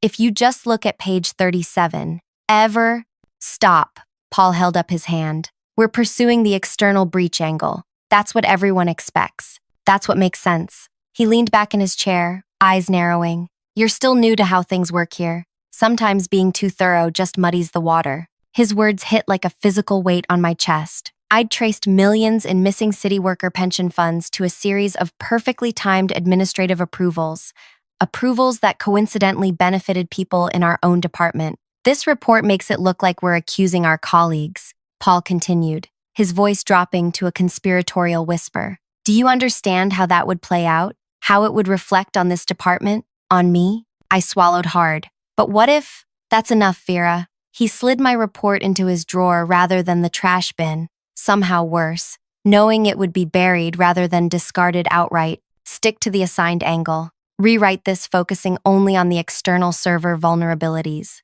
20 pages max. Use bullet points. As I turned to leave, he added, Oh, and clear your schedule for the Davis testimonial on Thursday. I'll need you to take notes while I conduct the interview. The Davis testimonial. My investigation had flagged Edward Davis as a key witness 3 weeks ago, but Paul had repeatedly delayed interviewing him. Now he was swooping in to conduct it himself. I returned to my cramped cubicle, the fluorescent lighting buzzing above as I slumped into my chair. 2 years of being the invisible analyst in the city's financial crimes unit, and nothing had changed. My insights were consistently repackaged, simplified beyond recognition, or outright ignored. My desk phone rang, startling me from my thoughts. Financial crimes? Vera speaking. Ms. Kelman, this is Chief Amara's office. The crisp, efficient voice belonged to the department chief's assistant. The chief requests your presence immediately in conference room A. My presence? Are you sure? Yes. Bring all materials related to the pension fund investigation. The chief specifically asked for you by name. The line went dead before I could ask any further questions. My heart hammered against my ribs as I gathered my files, including a backup copy of my complete report. Walking into conference room A, I immediately sensed the tension. The entire Financial Oversight Committee sat around the table, expressions grim. Paul stood awkwardly in the corner, his usual confident posture replaced by something stiffer, uncertain. Chief Amara, a commanding woman who'd risen through the ranks despite the department's notorious boys' club atmosphere, nodded at me. Miss Kelman, please sit. As I took my seat, she slid a folder across the table, pages from my original report. Someone anonymously delivered key sections of your analysis directly to the mayor's office this morning, she explained, her voice even. These allegations about internal manipulation of the pension funds, can you substantiate every claim in here? Before I could answer, Paul stepped forward. Chief, Vera is relatively inexperienced and tends to overcomplicate. It's on the Civus. I didn't ask you, Paul. Chief Amara cut him off sharply. In fact, your presence here is merely courtesy before you're placed on administrative leave pending review. The room fell silent. Paul's face drained of color. The chief turned back to me. Well, Ms. Kelman, I took a deep breath. Yes, I can substantiate everything. I have the complete documentation, transaction histories, approval records, and timeline analyses. Then, effective immediately, you'll lead this investigation under my direct supervision. Wait, did I just hear that correctly? I struggled to keep my expression neutral as Paul's jaw literally dropped. If you're as shocked as Paul right now, make sure to hit that like button and subscribe for more stories about professional underdogs turning the tables. Comment below if you've ever had your hard work dismissed by someone who should have appreciated it.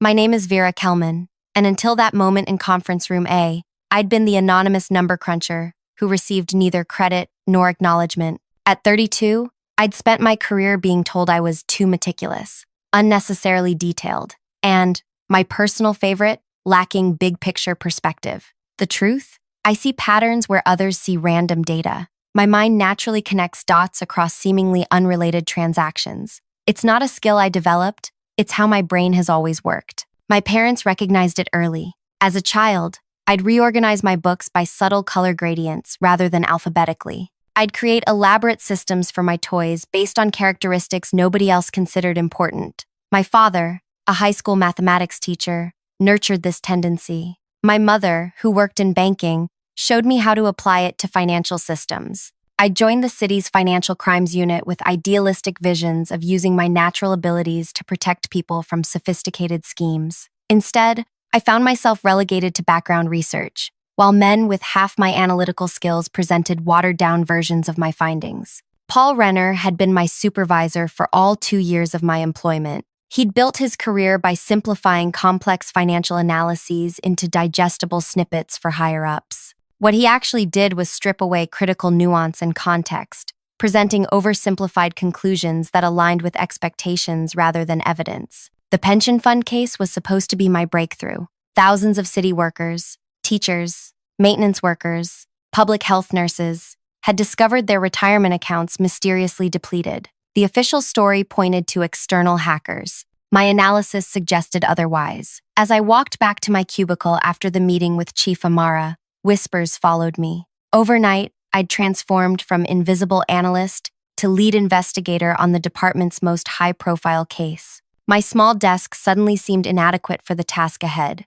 I requested a temporary workspace, and by afternoon, I was setting up in a small conference room dedicated to the investigation. I pinned timeline charts to the walls, spread transaction records across the table, and began rebuilding the case properly. With official authority now, I could request original documents rather than working from copies and fragments. Kelman, a voice interrupted my concentration. I turned to find Detective Ash leaning against the doorframe. Nolan Ash had been with the department for 15 years and carried himself with the easy confidence of someone who belonged anywhere he stood. Detective, I nodded, unsure why he'd sought me out. Heard you're running point on the pension case now. He studied the papers spreading across my workspace. Quite the promotion. Did you need something?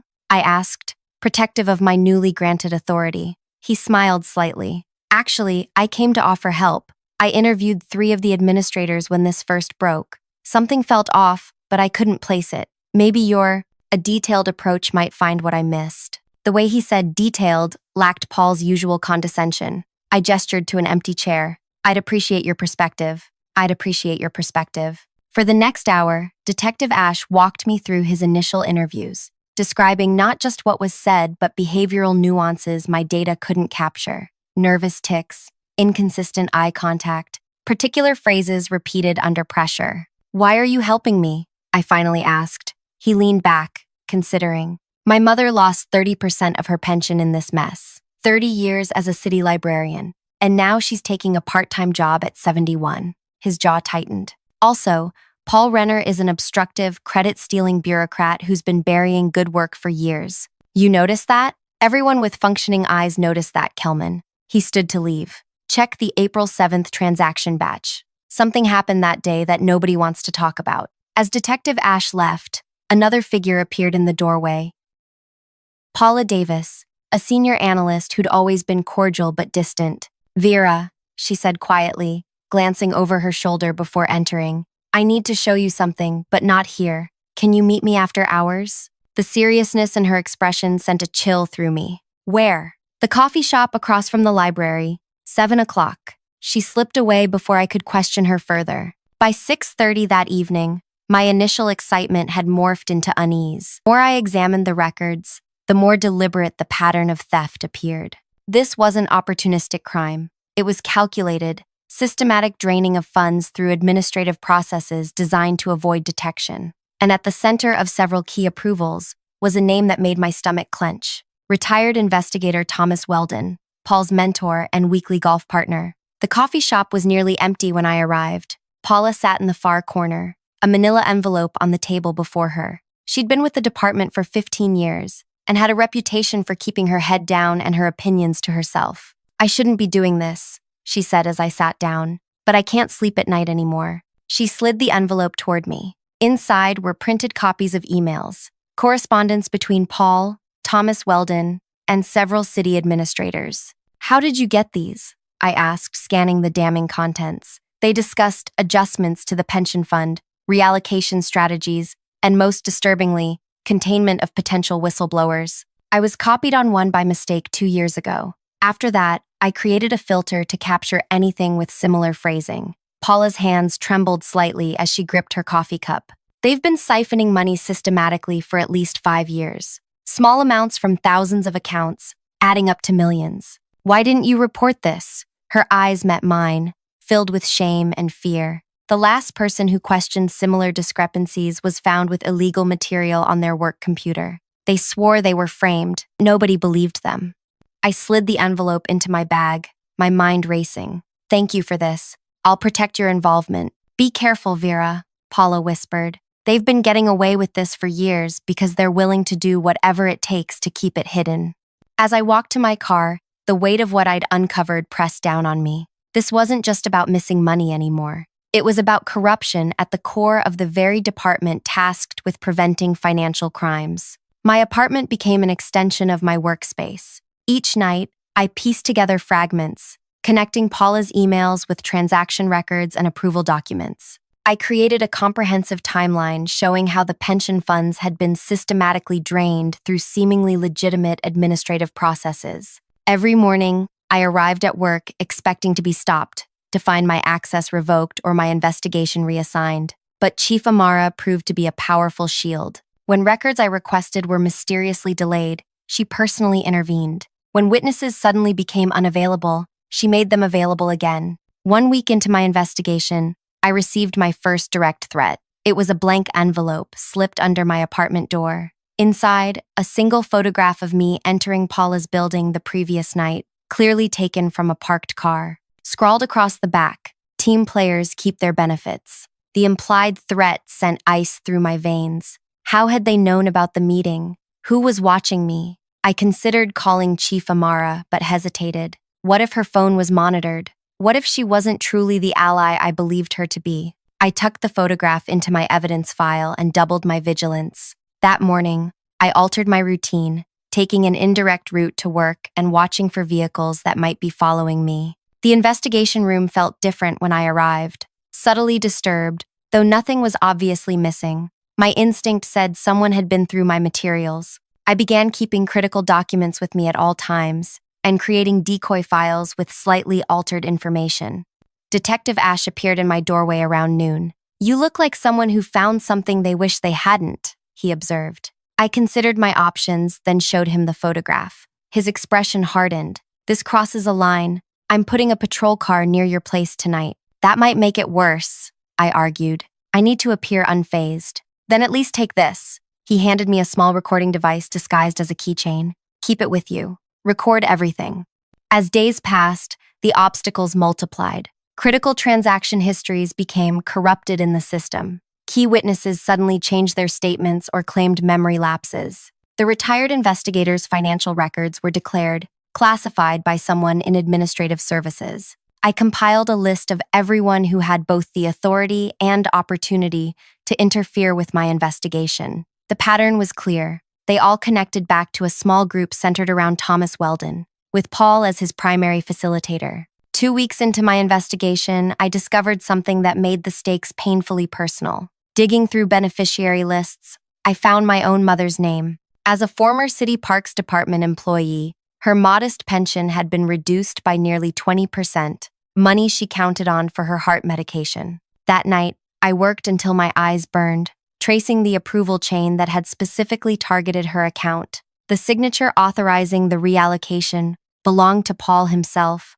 The next morning, Paula was waiting by my car when I left my apartment. "They're cleaning house," she whispered, her face pale. "3 people have been encouraged to retire since yesterday. All people who had access to the April records you've been requesting." "Do they know about you?" I asked. "I don't think so. Not yet." She pressed a USB drive into my hand. "I made copies of everything I could access before they lock me out too. There's something else. They've scheduled an emergency oversight committee meeting for tomorrow. Word is they're planning to announce a resolution to the case." "That's impossible. We're nowhere near." "They're going to blame it on a deceased IT administrator who can't defend himself. They've been building the paper trail for days."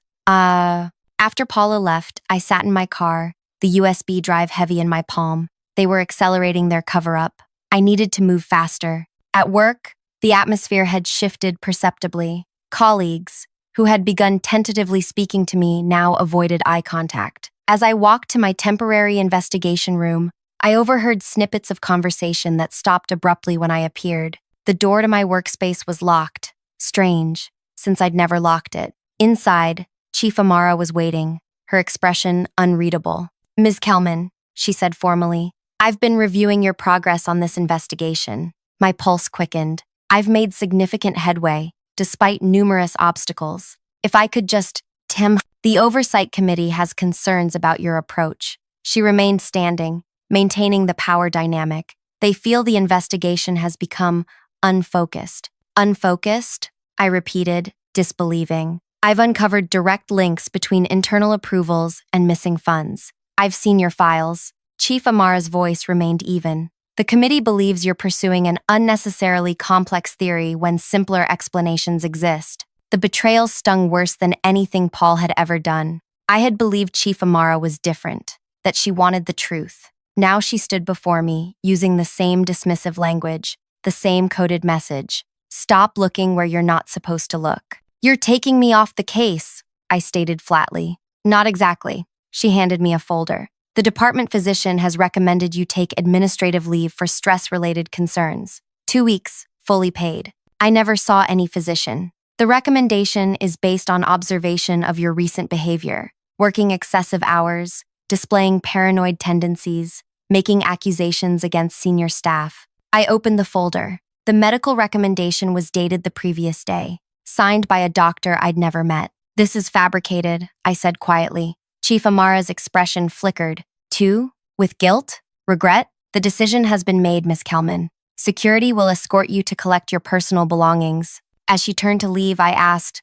"What changed?" "You seemed committed to finding the truth, no matter where it led." She paused at the door. "Sometimes the clearest path forward requires compromise." By noon, I had been effectively removed from the department. My building access was revoked. my case files confiscated, and my investigation officially reassigned to a senior analyst known for his cursory reviews and rapid case closures. Rain tapped against my apartment windows that evening as I spread Paula's copied files across my living room floor. The USB drive contained more than I'd expected: internal emails, transaction approvals, meeting minutes marked confidential. Detective Ash called around midnight. "They're moving fast," he said without preamble. "Tomorrow's oversight meeting has been closed to general staff. They're announcing a resolution to the case, blaming a systems administrator who died last year." "Harold Kim," I supplied. "I saw the files they're fabricating. You need to lay low, Kelman. This goes higher than Paul or even Weldon. The mayor's office is involved now." "The mayor? Why would he?" Then it clicked. "The investment firm. The one that manages the city's reallocated funds. Bingo. The mayor's brother-in-law sits on their board. This isn't just about stealing pension money. It's about where that money went afterward." After we hung up, I stared at the scattered evidence surrounding me. They had taken my official authority, my access, and my platform. By tomorrow, they would announce their fabricated resolution, and the case would be officially closed. I had been naive to think that simply being right would be enough. Around 3 a.m., as rain continued to drum against my windows, I made a decision. They had taken everything from me except my analytical mind, the very thing they had always dismissed as too thorough and too detailed. I would use it against them. For the next 2 days, I barely slept. I transformed my living room into an analysis center, connecting dots across thousands of transactions. I created a simplified presentation, just 5 slides. No jargon, no complex traces, just crystal clear connections between the missing millions and specific decisions approved by Paul, Weldon, and their associates. The beauty of it was that I included only irrefutable public information anyone could verify. Every document I referenced was publicly available in city records, if you knew exactly where to look. On day 3, I pulled up the city council's public meeting schedule. As a city employee, technically still employed while on administrative leave, I had the right to request a 3-minute public comment slot at the upcoming council meeting. I submitted my request through the online portal, listing my topic simply as pension fund management concerns. The day of the council meeting arrived. I dressed professionally, packed my simple presentation slides, and arrived early. Paul was there in the audience, smirking when he saw me approach the sign-in table. He clearly believed I was making a futile, desperate move. When my name was called, I walked calmly to the podium with only my 5 slides and a few index cards. The council members looked bored already. They'd been listening to public comments for over an hour. "My name is Vera Kelman," I began. "I'm a financial analyst with the city's Financial Crimes Unit, currently on administrative leave. The pension fund investigation has officially been closed, with blame assigned to a deceased IT administrator. But I've prepared a very brief explanation that demonstrates why that conclusion is impossible." Paul's smirk faltered slightly. From the corner of my eye, I noticed Chief Amara slip into the back of the room, her expression tense. I displayed my first slide, a simple timeline showing 5 key dates when pension funds were reallocated.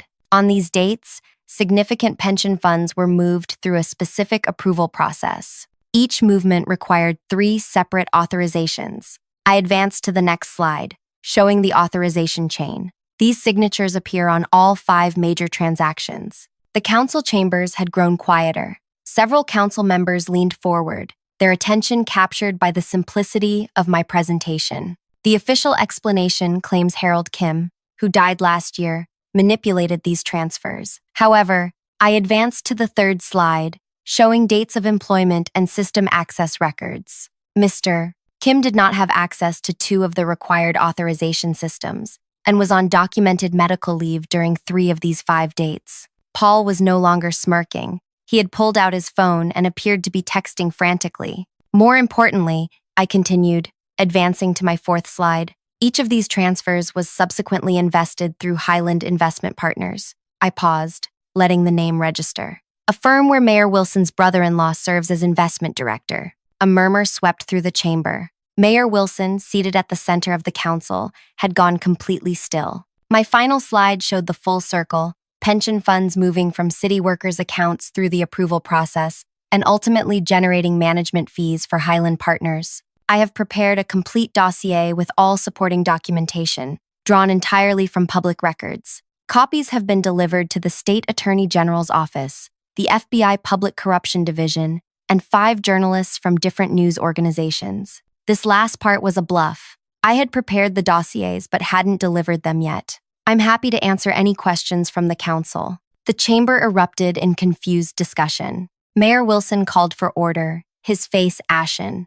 From the back of the room, I saw Chief Amara quietly slip out the door. Council President Odom leaned into his microphone. Ms. Kelman, these are extremely serious allegations. Do you understand the implications of what you're presenting in a public forum? I do, sir. That's why I've relied solely on verifiable public records for this presentation. Paul was now standing, attempting to catch the council president's attention, but he was ignored as Odom continued.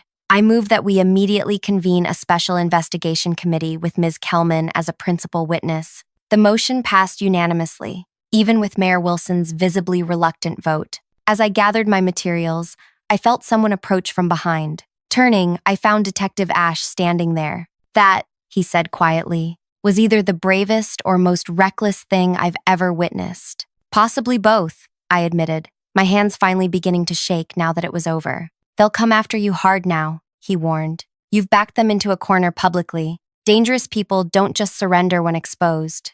I know. I tucked my presentation materials into my bag. That's why this is just the beginning. As we walked out of the council chambers, my phone buzzed with a text from an unknown number. Check your email. You have allies where you least expect them. The message could be a trap, another attempt to discredit me, or it could be genuine support from someone still inside the department. Either way, I had crossed a line from which there was no returning. The real battle was just beginning. The next 48 hours passed in a blur of depositions, emergency meetings, and constant vigilance. I barely slept, alternating between answering questions from hastily assembled investigative committees and checking my surroundings for potential threats. The email mentioned in the mysterious text contained internal communications showing that Chief Amara had been pressured into removing me from the case. More importantly, it revealed the existence of a secret backup server where all the corrupted transaction records were still intact, preserved by an IT specialist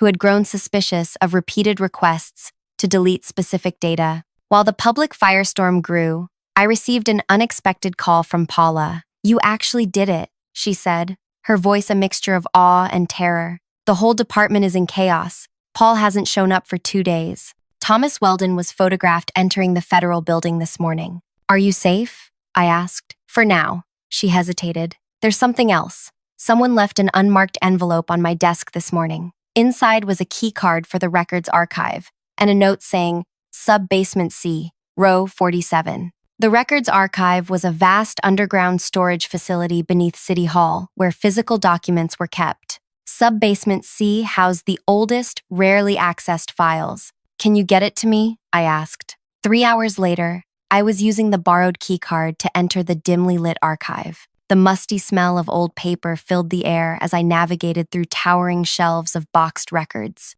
Row 47 contained financial documentation from 8 years earlier. A.S. year, the year Thomas Weldon had retired, and Paul had been promoted to supervisor. The box I sought was unmarked except for a date range. Inside, buried beneath mundane budget reports, I found what someone had wanted me to discover. A handwritten ledger tracking special allocations dating back nearly a decade. Names, dates, amounts, all meticulously recorded in what I recognized as Thomas Weldon's distinctive handwriting.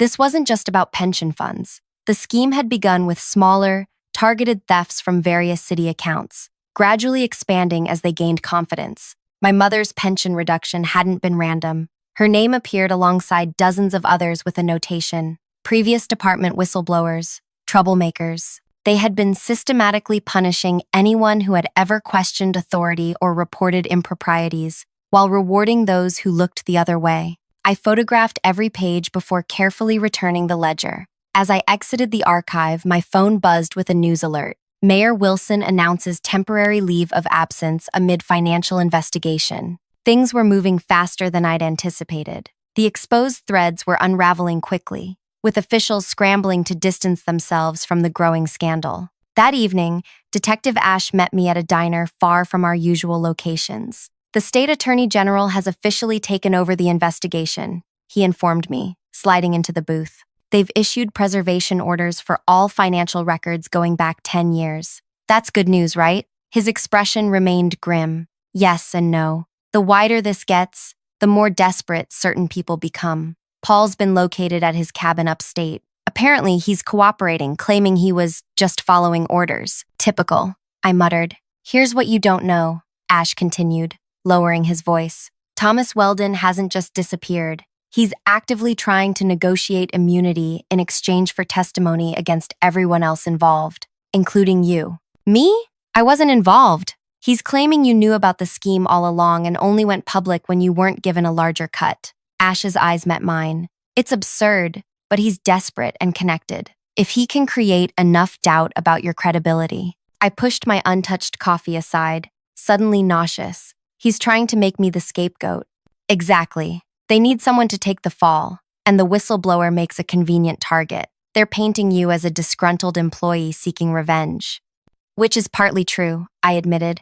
I was disgruntled. There's a difference between exposing corruption and committing it, Ash said firmly. But perception matters. They're working to shape the narrative before all the evidence comes to light. The next morning, I woke to find my face plastered across local news outlets. Questionable motives, key whistleblower's history under scrutiny, read one headline. Another stated, sources question analysts' sudden discovery of long-running scheme. They were implementing a classic discreditation strategy, not denying the allegations outright, but questioning my motives and timing to cast doubt on everything I'd presented. My phone rang constantly with reporters seeking comments. I declined them all, following the Attorney General's advice to avoid public statements while the investigation proceeded. On day 5, after my counsel presentation, I received an official summons to appear before a special grand jury the following week. The same day, an anonymous envelope appeared in my mailbox containing copies of my personal bank statements with certain transactions circled in red,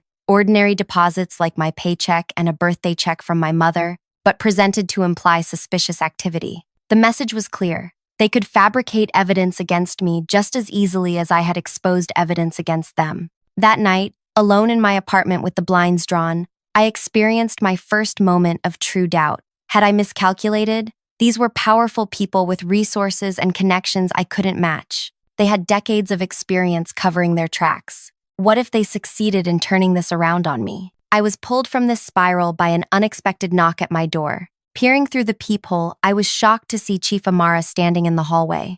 Cautiously, I opened the door. "Chief, may I come in?" she asked, her usual commanding presence somewhat diminished. She looked tired, her normally immaculate appearance slightly disheveled. I hesitated, then stepped aside. She entered, declining my offer of water or coffee. "I won't take much of your time," she said, remaining standing.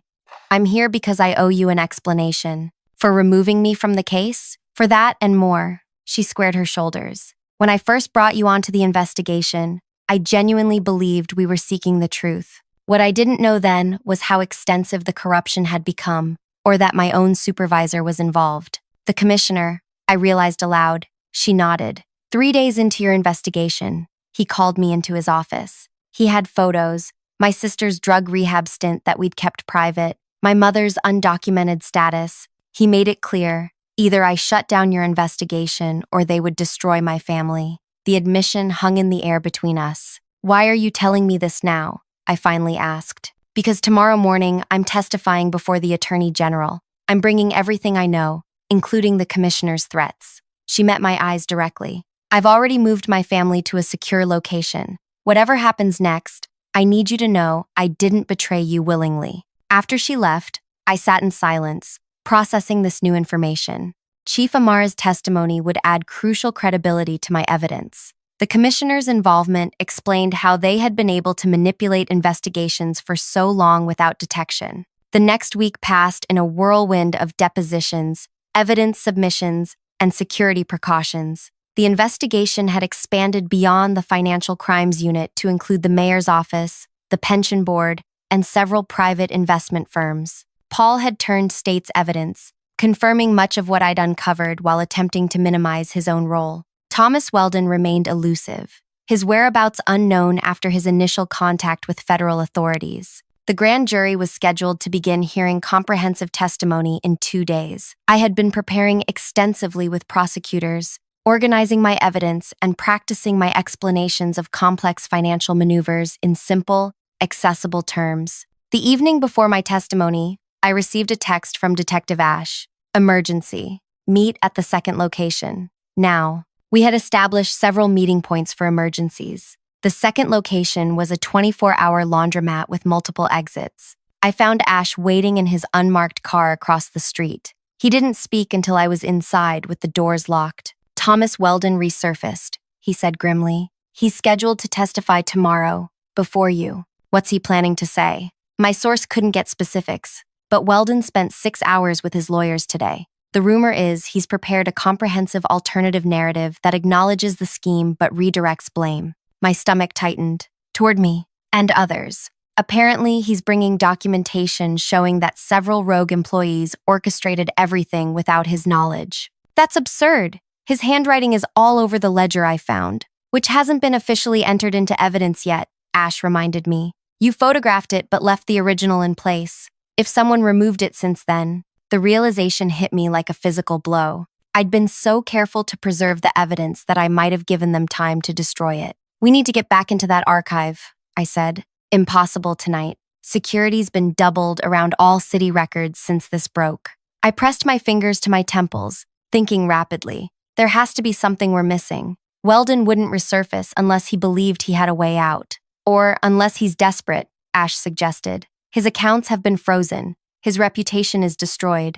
This testimony might be his last attempt to salvage something. We spent hours strategizing, trying to anticipate Weldon's arguments and prepare counterpoints. By the time I returned home, it was past midnight. I fell into an uneasy sleep, waking repeatedly from dreams where I stood alone before a hostile jury, while Paul and Weldon pointed accusing fingers. Morning came too quickly. I dressed carefully in a conservative suit, reviewing my notes one final time before heading to the courthouse. News vans lined the street, reporters calling out questions as I made my way up the steps. Inside, I was directed to a waiting room where witnesses were sequestered before testimony. To my surprise, Paula was already there, looking nervous but determined. They called me to testify about the emails I saved, she explained. I couldn't stay silent anymore. Thank you, I said, genuinely moved by her courage. A court officer appeared at the door. Mr. Weldon will testify first, followed by Ms. Kelman. As Weldon passed me on his way into the grand jury room, he paused momentarily. His once commanding presence had diminished. He looked older, haunted, but his eyes held a disturbing confidence as they met mine. Nothing personal, he murmured before continuing through the door. For the next 3 hours, I waited, imagining what lies he might be spinning. When the door finally reopened, Weldon emerged, looking satisfied. He didn't glance in my direction as he was escorted out another exit. Ms. Kelman, the court officer called. They're ready for you. The grand jury room was imposing, 23 citizens seated in tiered rows, the prosecutors at a table to the side. I took my place at the witness stand, was sworn in, and waited for the questioning to begin. The lead prosecutor, a sharp-eyed woman named Jessie Winters, approached. Ms. Kelman, thank you for appearing today. Before we begin your planned testimony, I'd like to address some statements made by the previous witness. My heart raced. Here it came, Weldon's accusations, the alternative narrative, the attempt to make me the scapegoat. Mr. Weldon has testified that you approached him approximately 2 years ago with concerns about pension fund discrepancies. Is this correct? I blinked, confused by the question. No, I never spoke directly with Mr. Weldon about any concerns. He further stated that you were systematically blocked from pursuing these concerns by your supervisor, Paul Renner, that your reports were consistently buried or altered. Is this accurate? Yes, that part is true, but, Mr. Weldon claims that he retired because he was being pressured to participate in the scheme and refused. He states that he kept detailed records of all suspicious transactions and approvals as insurance, which he provided to you recently through an anonymous drop. Is any of this accurate? Suddenly, I understood. Weldon hadn't accused me. He'd created a narrative where he was a fellow whistleblower, a behind-the-scenes ally who had been secretly documenting the corruption all along. It was breathtakingly audacious and completely false. No, I stated firmly. That is not what happened. Mr. Weldon was a principal architect of this scheme, not an opponent of it. The ledger I discovered was in his handwriting, documenting how funds were diverted, not exposing it. For the next 4 hours, I methodically dismantled Weldon's alternative narrative, presenting my evidence in the clear, detailed manner that had always been my strength. I explained complex financial mechanisms in accessible terms, connecting each piece of evidence to specific actions by specific individuals. When I finally emerged from the grand jury room, exhausted but relieved, Detective Ash was waiting. "How bad was it?" he asked. "Weldon tried to recast himself as a secret whistleblower," I explained. "Claimed he'd been documenting everything to expose it someday." Ash let out a low whistle. "Bold strategy. It might have worked if I hadn't been so." I paused, the irony suddenly striking me. So detailed in my analysis. My evidence timeline makes his story impossible. 6 weeks later, the grand jury returned indictments against 15 individuals, including Paul Renner, Thomas Weldon, former Mayor Wilson, and the pension board chairman. The charges ranged from fraud and embezzlement to obstruction of justice and witness tampering. Chief Amara, cleared of wrongdoing after her testimony about being coerced, implemented a department-wide reform of financial crimes investigations. Her first act was to create a new special analysis unit with complete investigative independence. "I'd like you to head it," she told me in her newly redecorated office. The previous commissioner's dark wood and leather replaced with modern, transparent glass. "Your approach, your thoroughness, is exactly what this department needs." I considered her offer. I'd want complete autonomy to pursue investigations wherever they lead. No simplified versions, no politically expedient conclusions. "That's precisely why I'm asking you," she replied. "Corruption thrives when we settle for simplified narratives. Your refusal to do so broke this case open." On my first day leading the new unit, I arrived early to set up my office. Through the glass walls, I watched as workers updated the department signage, adding Special Analysis Unit to the directory. My desk phone rang, my first official call in the new position. "Special Analysis Unit, Vera Kelman speaking." "Ms. Kelman," the voice belonged to the State Attorney General. "I wanted to personally inform you that Thomas Weldon's immunity request has been formally denied. His trial date is set for March. Thank you for letting me know. There's more. During preparation for trial, we discovered something you'll find interesting. Those pension reductions targeting troublemakers. The list was created before you joined the department, but your name was added to it 6 months ago, after your first detailed report questioning an internal approval process." After we hung up, I sat back in my chair, absorbing this information. They had targeted my mother to punish me for being too thorough, for seeing patterns they wanted to remain hidden. Later that afternoon, I walked past the holding cells where Paul waited for transport to the county jail. His eyes found mine through the bars. The arrogance that had defined him was gone, replaced by something hollow. "I never thought you'd actually pursue it this far," he said quietly. "It was supposed to be a simple operation. Skim a little from thousands of accounts, spread the loss so widely nobody would notice or care enough to fight." "That was your mistake," I replied, assuming that details don't matter, that people don't matter. "For what it's worth, adding your mother to the list wasn't my idea. Weldon insisted, said we needed to teach you to simplify, to stop looking so closely." I considered this final irony, that their attempt to punish me for being too detailed had ultimately led to their exposure, that the very quality they had dismissed and denigrated had become their undoing. "Goodbye, Paul," I said, turning away. As I walked back to my office, Detective Ash fell into step beside me. "How does it feel?" he asked. "Finally seeing justice in motion?" I thought about the question. The satisfaction was real, but different than I'd imagined. It wasn't about Paul's humiliation or Weldon's failed attempt to escape consequences. It wasn't even about my promotion or vindication. "It feels like restoration," I finally answered. "Not just for me, but for everyone they hurt. Every pension they reduced, every career they stunted, every truth they buried." 6 months later, I stood in the courtroom as the verdicts were read. Guilty on all counts for Thomas Weldon. Guilty on most counts for Paul and the others. Mandatory minimum sentences, ensuring they would spend years, not months, behind bars. The pension funds were being restored through seized assets and civil penalties. My mother had received a letter apologizing for the accounting error in her retirement benefits, along with full restitution plus interest.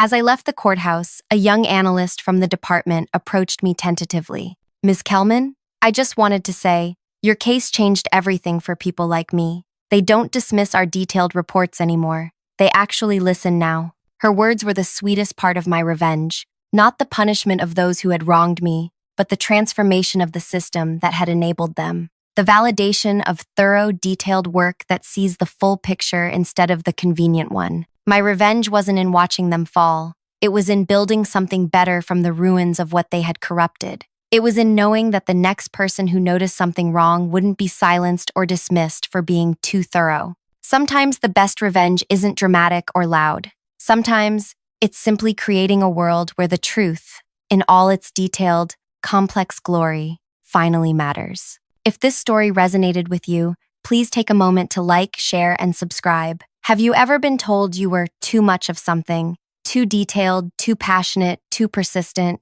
only to find that quality became your greatest strength? Share your experience in the comments below. Remember, what others dismiss as your weakness might actually be your superpower. Would you consider cosmetic surgery for this client? The words hit me like a slap. The conference room air suddenly felt thin. 8 pairs of eyes darted between my face and their notepads, everyone pretending to jot something down. Nobody looked at me directly. Barrett, my boss of 4 years, had asked this question as casually as if requesting I wear a different shade of lipstick. His expensive watch caught the light as he gestured toward the 2 executives from Pure Essence Skincare who sat across from us. They maintained perfect poker faces, but their eyes held a glint of curiosity about how I'd respond. We're looking for someone who embodies our brand philosophy, explained the female executive, her own face suspiciously smooth for her age. Your strategic thinking is exceptional, but client-facing roles require certain standards. I felt my cheeks burn as understanding dawned. My nose, the slightly crooked result of a childhood fall, was apparently a deal-breaker for selling face cream. Or perhaps it was the faint scar near my eyebrow, or my asymmetrical smile. The room swam before me as my brain cataloged every perceived flaw they might be referring to. The silence stretched.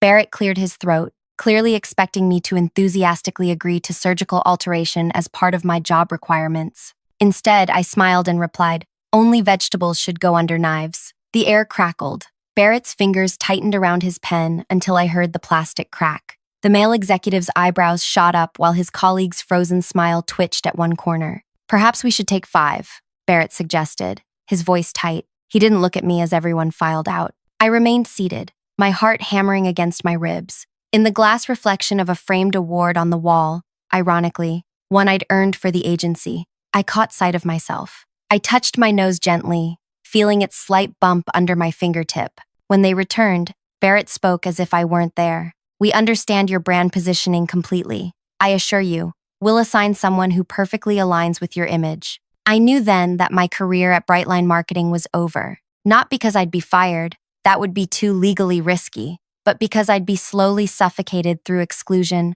reassignments, and gradual erasure. As the meeting ended, my phone buzzed with a notification. Someone had recorded my response and posted it online with the caption, "Marketing exec asked to get plastic surgery for client claps back with savage response." The view count was already climbing into the thousands. By tomorrow morning, I'd be famous. By next week, I'd be unemployed in all but name. And Barrett had no idea what was coming. If you're enjoying this story of workplace betrayal and what happens next, take a second to like this video and subscribe to hear how this unfolds. Trust me, you'll want to see how this ends. My name is Petra Fleming, and until that fateful Tuesday, I was the Associate Director of Digital Strategy at Brightline Marketing. I'd built our social media division from scratch, turning it into the agency's most profitable department. My campaigns had won awards, attracted major clients, and been case studies in marketing journals. I wasn't conventionally beautiful, but I'd never considered it relevant to my job performance. Not until Barrett's question exposed the ugly truth. In his eyes, my brain was secondary to my face. My apartment felt especially empty that night. I stood in front of my bathroom mirror, studying my features under the harsh lighting. My dark hair fell in waves past my shoulders, framing a face that was distinctive. Not ugly, not beautiful, just uniquely mine. The slight crook in my nose gave my profile character. The tiny scar near my eyebrow was barely visible unless you knew to look for it. Was this really what stood between me and professional advancement? The thought made me sick. My phone hadn't stopped buzzing. The video had surpassed 1 million views. Comments poured in. Queen energy, never change yourself for a job. That company needs to be named and shamed. This is why we need workplace protection laws. Industry colleagues were messaging me privately, some with support, others with job offers. Journalists wanted interviews. A women's advocacy group asked me to speak at their conference. I turned my phone off and slid down against the bathroom wall, hugging my knees to my chest. This wasn't the kind of attention I'd ever wanted. The next morning, I dressed with particular care. Charcoal pencil skirt, crisp white blouse, the red blazer that always made me feel powerful. No one looking at me would guess I'd barely slept. Barrett was waiting by my office door, his face a carefully neutral mask. My office. Now, his corner workspace overlooked the city skyline. Awards and photos with celebrities lined his shelves, a shrine to his importance. He closed the door and settled behind his desk, fingers steepled. That video is causing problems, he said. No greeting, no preamble. I didn't record or post it. I replied truthfully. Nevertheless, it exists. The client is furious. They feel misrepresented. I raised an eyebrow. Because someone accurately quoted a request made in a professional meeting? Barrett's jaw tightened. Your comment was unprofessional and has damaged our relationship with a potential multi-million-dollar client. Furthermore, your attitude suggests you're not a team player. Is cosmetic surgery now part of being a team player? I asked quietly. He sighed as if I were being deliberately obtuse. Petra, this industry is about perception. Our clients expect a certain presentation. I was trying to help your career. The audacity stole my breath. By suggesting I surgically alter my face? By helping you understand industry realities. He slid a folder across the desk. We're reassigning the Pure Essence account to Inez. You'll be focusing on internal strategy for the foreseeable future. Inez, my junior by 5 years, conventionally pretty with symmetrical features and a button nose, less experienced, less qualified, but apparently more valuable because of her face. And if I object? I asked,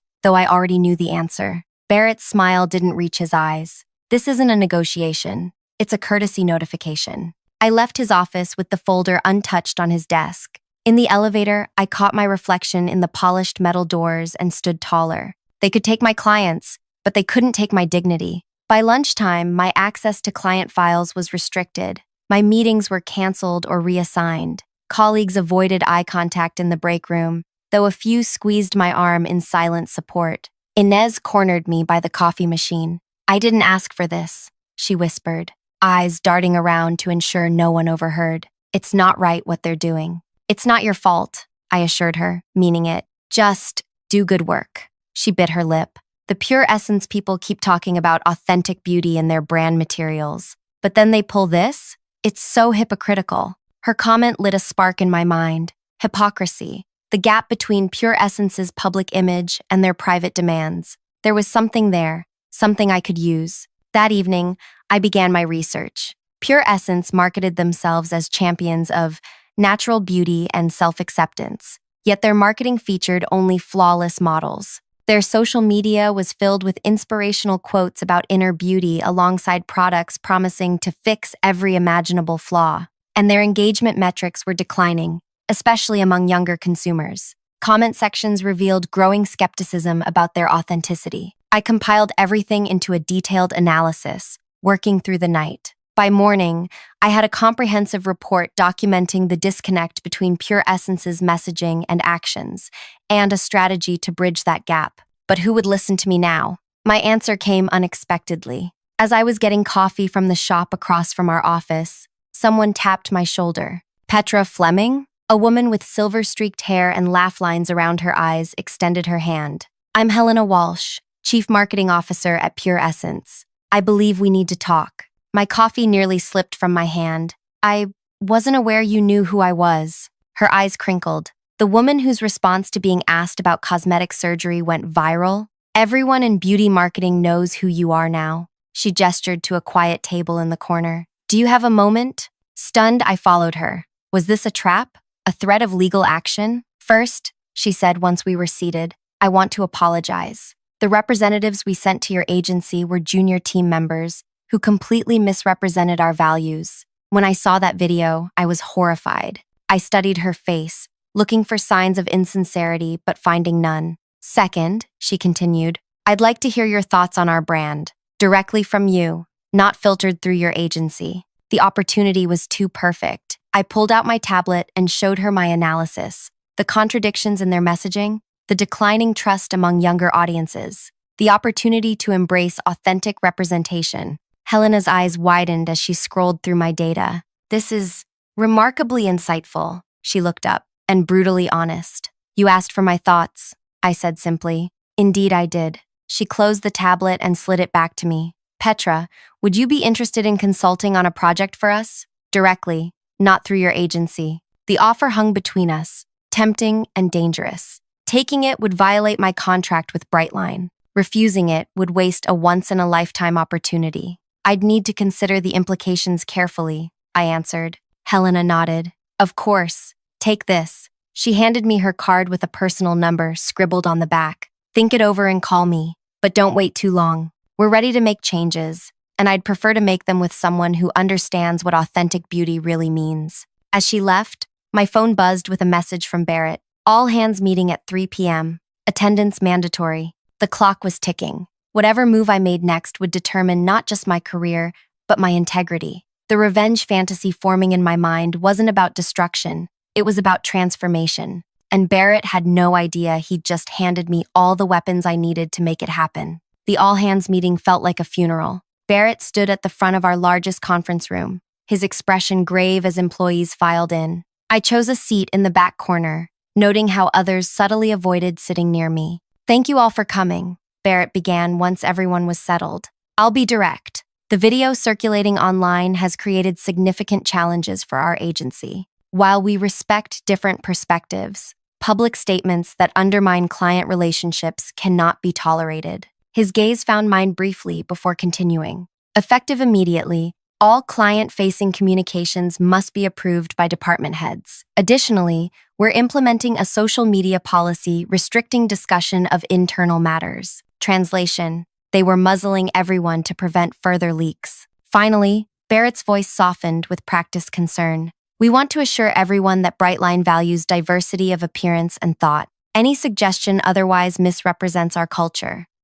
The hypocrisy was breathtaking. Several colleagues shifted uncomfortably in their seats, eyes down. Questions? Barrett asked. Not expecting any. I raised my hand. The room collectively inhaled. Yes, Petra? His smile tightened. Just to clarify, I said, voice steady despite my pounding heart. Is suggesting an employee get cosmetic surgery to please a client consistent with valuing diversity of appearance? Silence crashed through the room. Someone coughed. Barrett's face flushed red, then pale. I believe you've mischaracterized a private conversation, he replied. Perhaps we should discuss this one-on-one rather than derail this meeting. Of course, I agreed pleasantly. I recorded that private conversation so we can review it together for clarity. I hadn't actually recorded anything, but Barrett didn't know that. His eyes widened fractionally. The human resources director suddenly looked very interested. Meeting adjourned, Barrett announced abruptly. Petra, my office. As people filed out, whispers trailing behind them, my colleague Damon passed close and whispered, chess move, with quiet admiration. Barrett was already seated when I entered his office, his demeanor shifting from threatened to threatening. That was inappropriate and unprofessional, he stated flatly. I agree, I replied, taking a seat without waiting for invitation. Suggesting cosmetic surgery was wildly inappropriate. You claim to have a recording, he said, ignoring my comment. That would violate company policy on confidential meetings. Interesting how that concerns you more than what was actually said. Barrett leaned forward. Let's be practical. You've been a valuable team member, but this situation has become untenable. I'm prepared to offer a generous severance package if you sign an NDA and leave quietly. There it was, the attempt to make me disappear with minimal fuss. I'll need time to consider, I replied, giving nothing away. 24 hours, he countered. The paperwork will be ready tomorrow. And I nodded and left his office, feeling strangely calm. In trying to push me out, he'd just opened a door. That evening, I called Helena Walsh. I'd like to discuss that project, I said when she answered. But I have conditions. 3 hours later, I had a preliminary agreement that would change everything. not just for me, but potentially for the entire beauty marketing industry. I slept better that night than I had in weeks. The next morning, Barrett's assistant delivered an envelope containing termination papers, disguised as a mutual separation agreement. The severance was indeed generous, but the accompanying NDA was comprehensive. I would be barred from discussing anything about Brightline or its clients, including Pure Essence. I left the envelope unopened on my desk and spent the morning copying my personal files and returning company equipment. Colleagues stopped by with awkward goodbyes. Some seemed genuinely sad to see me go. Others, relieved the disruption would end.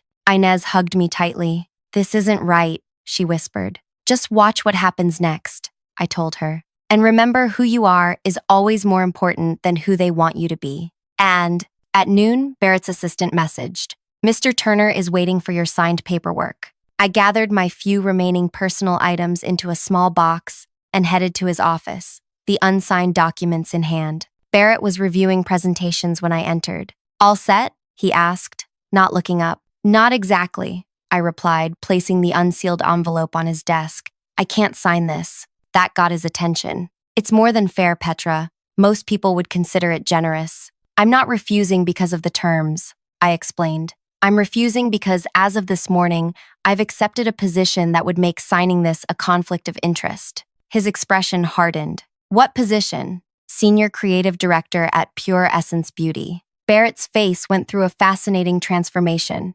Shock, disbelief, anger, and finally calculation. "You're bluffing. They wouldn't hire someone who publicly embarrassed them." "I didn't embarrass them," I corrected. "The representatives they sent here misrepresented their values." The CMO was quite disturbed when she saw the video. "The CMO contacted you?" His voice rose slightly. "We had coffee yesterday. Turns out, Pure Essence is pivoting their entire brand strategy toward authentic representation and genuine beauty. They needed someone who demonstrably shares those values." Barrett stood, hands flat on his desk. "This violates your non-compete clause." "We'll sue both you and them," I smiled. "My employment contract specifies I can't work for companies who are current Brightline clients. Pure Essence never signed with you. They're not a client." His face contorted. "Because of your unprofessional behavior." "No, because your representatives suggested physical alterations to match their supposed brand image, which contradicted everything they claimed to stand for. They were already having doubts about your agency's understanding of their vision." Barrett sank back into his chair, mental calculations visibly running behind his eyes. "What exactly is your role going to entail?" "I'll be leading their new Beauty Beyond Appearance campaign. No retouching, no filter effects, using non-traditional models across age, size, and ethnicity spectrums, plus a complete digital strategy overhaul." His expression turned patronizing. "That approach won't succeed in this market. Aspirational beauty sells products. Reality doesn't." "We'll see," I replied simply. "Younger consumers are increasingly rejecting artificial standards. Pure Essence intends to be ahead of that curve." "And they hired you because?" The question dangled, deliberately cruel. "Because I understand both marketing strategy and the damage caused by impossible standards," I answered steadily. "My face is an asset to them, not a liability." He scoffed. "This is a publicity stunt. They're using you to generate social media buzz. Then they'll quietly sideline you once the attention fades." The doubt crept in despite my resolve. Was he right? Was I being naive? "Perhaps," I conceded. "But I'd rather take that chance than stay where I'm told my appearance needs surgical correction to advance." Barrett's expression softened into something almost genuine. "I was trying to help you, Petra. This industry has certain realities. I didn't create them." "No, but you enforce them. That's a choice."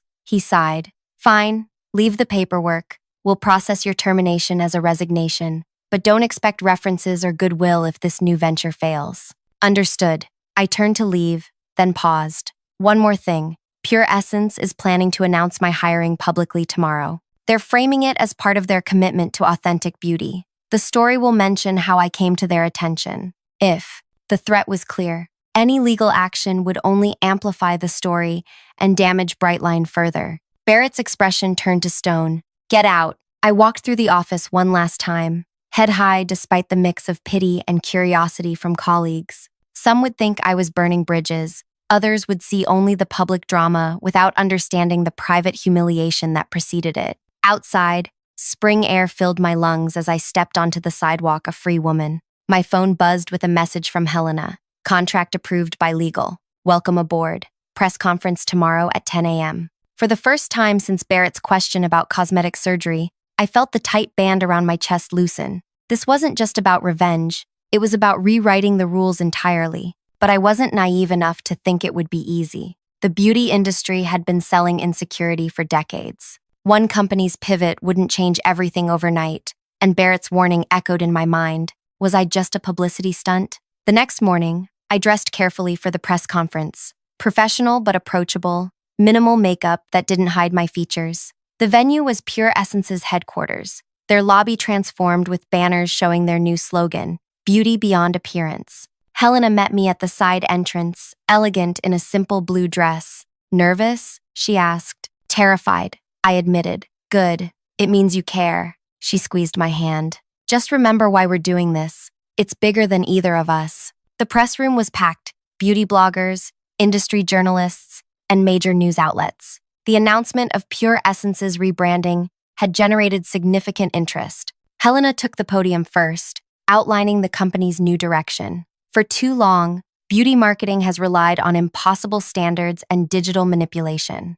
Today, we're committing to a different path, one that celebrates authenticity over perfection. She gestured toward me. Leading this initiative is Petra Fleming, our new senior creative director, whose personal stand against industry pressure recently captured public attention. Camera flashes erupted as I moved to the microphone. My heart pounded so hard I feared the microphones might pick it up. Thank you, Helena, I began, my voice steadier than I felt. Like many women, I've spent years receiving messages that my natural appearance needs fixing. Recently, I was explicitly asked to consider cosmetic surgery to better represent a beauty brand. Murmurs rippled through the crowd. That moment crystallized something I've long suspected. The disconnect between what beauty companies say and what they actually value has created cynicism among consumers. Pure Essence is taking a bold step to close that gap. Our new campaigns will feature real people, unretouched, unfiltered, and unapologetically themselves.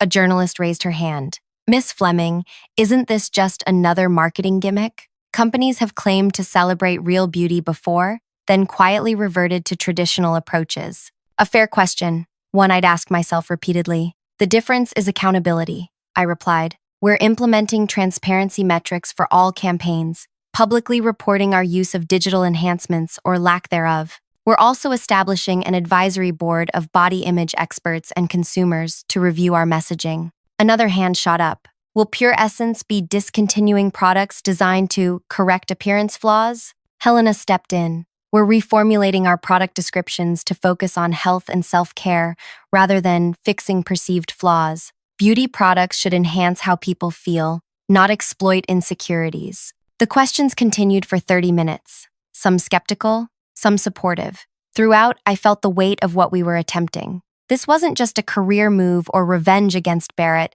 it was a genuine attempt to shift industry standards. As the conference ended, my phone buzzed with notifications. Industry blogs were already covering the announcement. Social media was erupting with reactions, mostly positive, though some cynical. And there, among the alerts, was a message from Inez. You're amazing. Barrett is seething watching the live stream. I smiled but didn't reply. Barrett's reaction wasn't my concern anymore. The real work began that afternoon. Helena had assembled a team of marketing specialists, designers, and digital strategists eager for this new direction. Many admitted privately they'd grown uncomfortable with the industry's reliance on manipulation and impossible standards. Over the next weeks, we developed the campaign framework. We recruited everyday people with diverse appearances as models. We rewrote product descriptions to focus on ingredients and experience rather than transformative results. We created content guidelines prohibiting language that shamed natural features.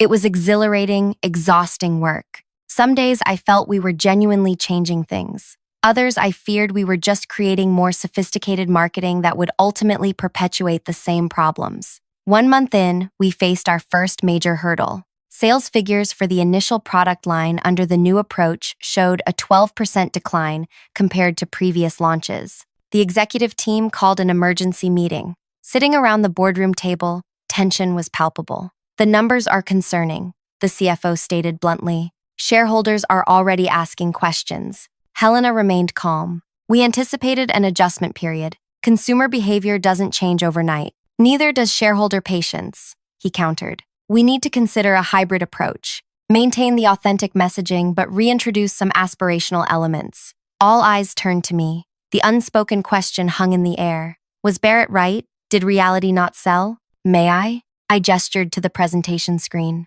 With a few clicks, I displayed social media metrics alongside the sales figures. While unit sales are down, engagement is up 47%. Consumer sentiment analysis shows 68% positive response to our messaging, compared to 31% for our previous campaigns. I flipped to the next slide. Most importantly, repeat purchase intent among first-time buyers is up 23%.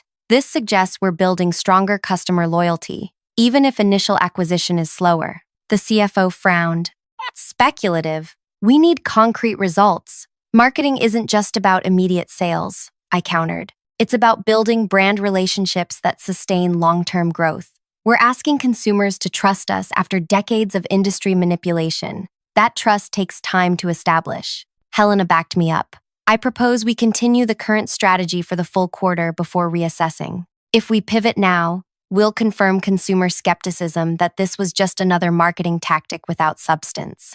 After tense debate, they agreed to continue, but with heightened scrutiny. Walking out, Helena whispered, "That was close." "Too close," I agreed. "We need to accelerate consumer education about why our approach matters." After that night, unable to sleep, I developed a new content strategy focusing on the psychological impact of traditional beauty marketing. We would directly address the harm caused by impossible standards and position Pure Essence as the solution, not just another beauty company with pretty words. As I worked, a notification popped up, an industry newsletter featuring an interview with Barrett. He was quoted saying, "Some brands are experimenting with authenticity marketing, but consumers ultimately want aspiration, not mirrors reflecting their flaws. These experiments may generate short-term buzz, but will likely prove unsustainable." His words stung more than I wanted to admit. Was he right? Was I leading Pure Essence down a doomed path? The doubt gnawed at me as I stared at my reflection in my darkened computer screen. Everything I'd worked for, my reputation, my career, my belief that change was possible, hung in the balance. And somewhere across the city, Barrett was probably sleeping soundly, confident that my rebellion would ultimately fail. 3 months into Pure Essence's rebranding, we faced a critical moment. Our quarterly earnings call loomed, and while sentiment metrics were strong, sales remained below projections. Investors were growing restless, and rumors circulated that the board was reconsidering our direction. I awoke that morning to industry news that sent a chill through me. Brightline had just landed Luminara, Pure Essence's largest competitor. Barrett's quote in the announcement was pointed. "Luminara understands what truly motivates beauty, consumers, aspiration, not complacency, disguised as authenticity." The message was clear. My approach was failing while his thrived. At the office, tension crackled through meetings. Marketing teams worked frantically to optimize campaigns, but we all felt the pressure. If the earnings call went poorly, everything we'd built could collapse. Helena called me into her office mid-afternoon. Her normally composed demeanor showed strain, dark circles visible beneath her eyes. "The CFO wants to present an alternative strategy to the board," she said without preamble. "A balanced approach that reintroduces traditional beauty marketing alongside our authentic messaging." My stomach dropped. "That would undermine everything we've done." "I know," she rubbed her temples. "But without stronger sales figures, I'm running out of arguments to protect this direction." "We're building something sustainable," I insisted. "Traditional approaches might spike sales temporarily,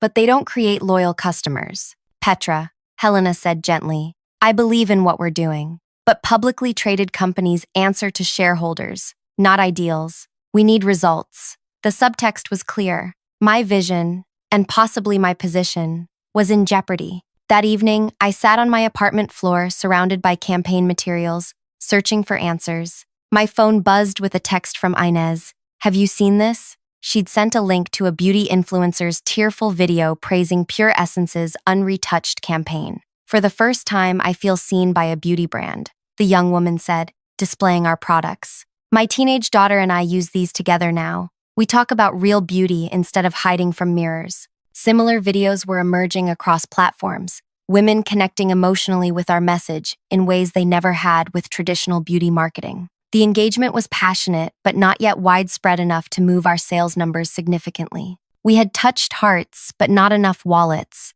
The morning of the earnings call, I arrived early to find Helena in the conference room, reviewing presentation slides with the executive team.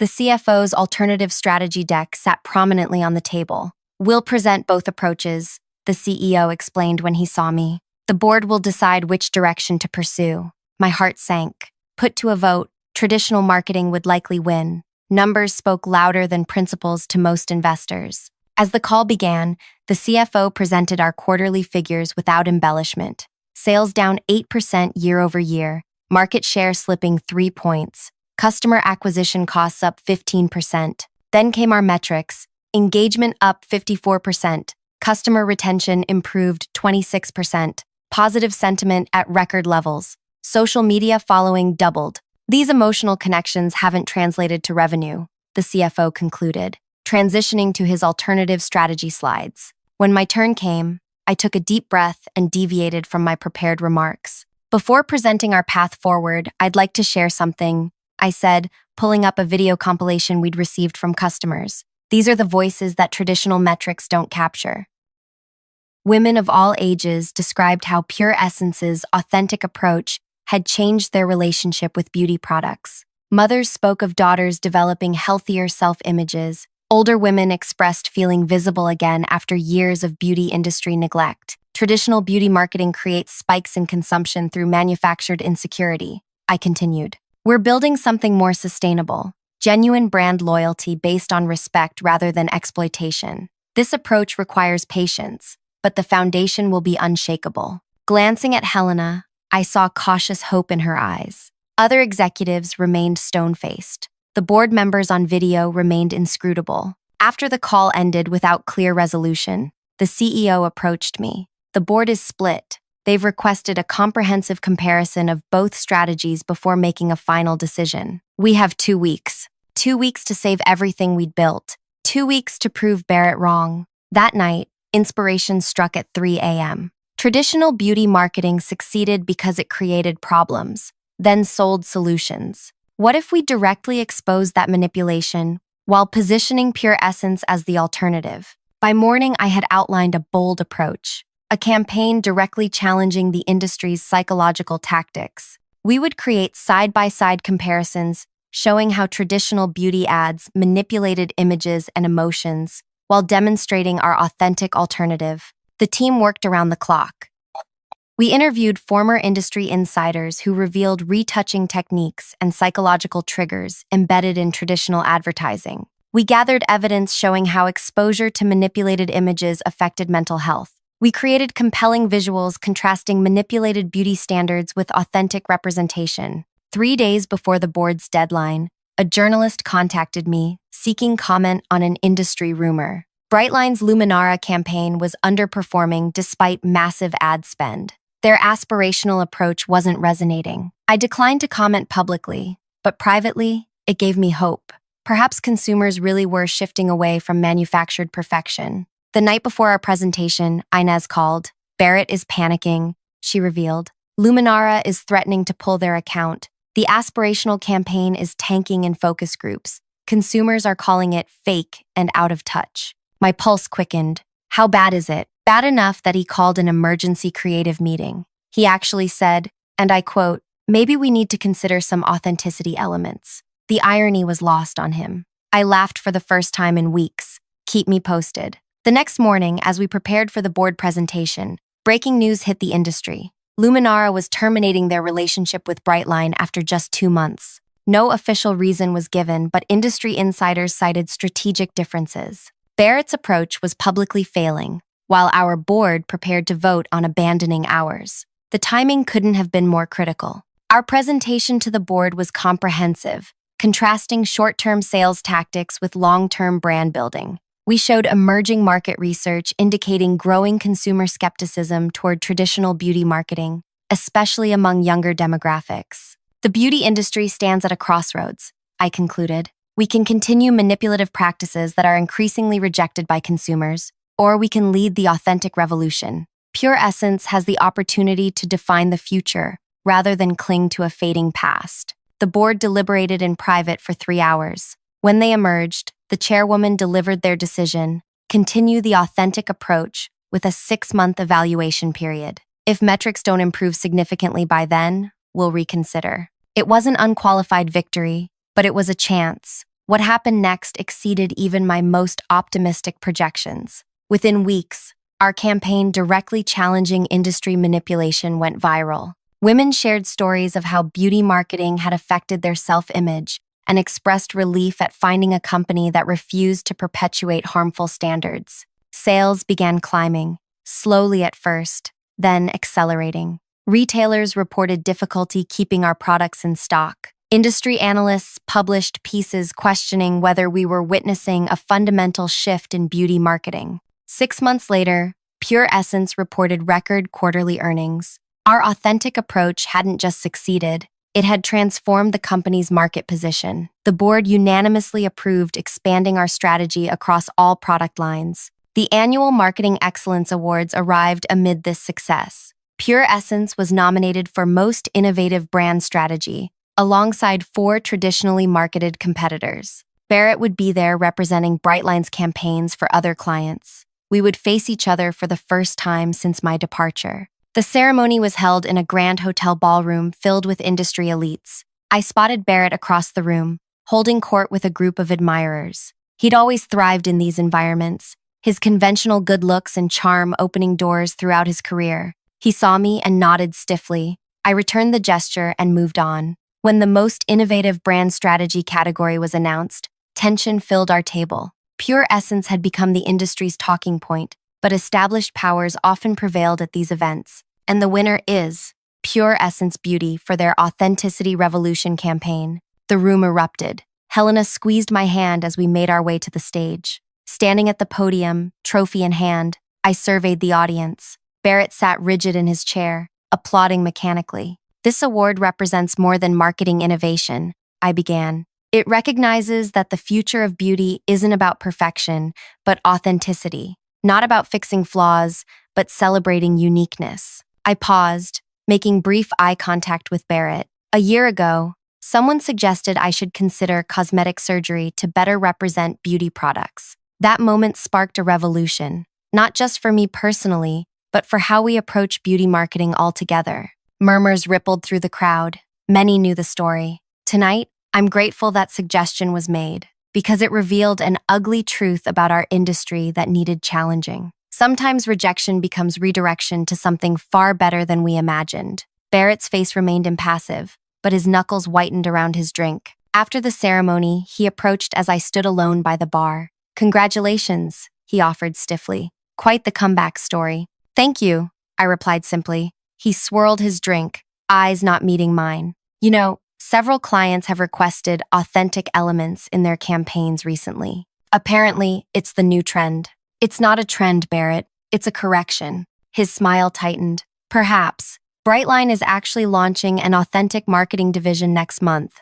I was hoping we might discuss you consulting on the initiative." And there it was, the sweetest revenge I could have imagined. Barrett, who had suggested I surgically alter my face to meet beauty standards, was now asking me to help him capitalize on the authentic approach he'd dismissed. His career, once ascendant, now depended on following the path I'd forged. "I'm flattered," I replied, "but my commitment is to Pure Essence. We're expanding internationally next quarter." Of course, his disappointment was poorly concealed. "The offer stands if you change your mind."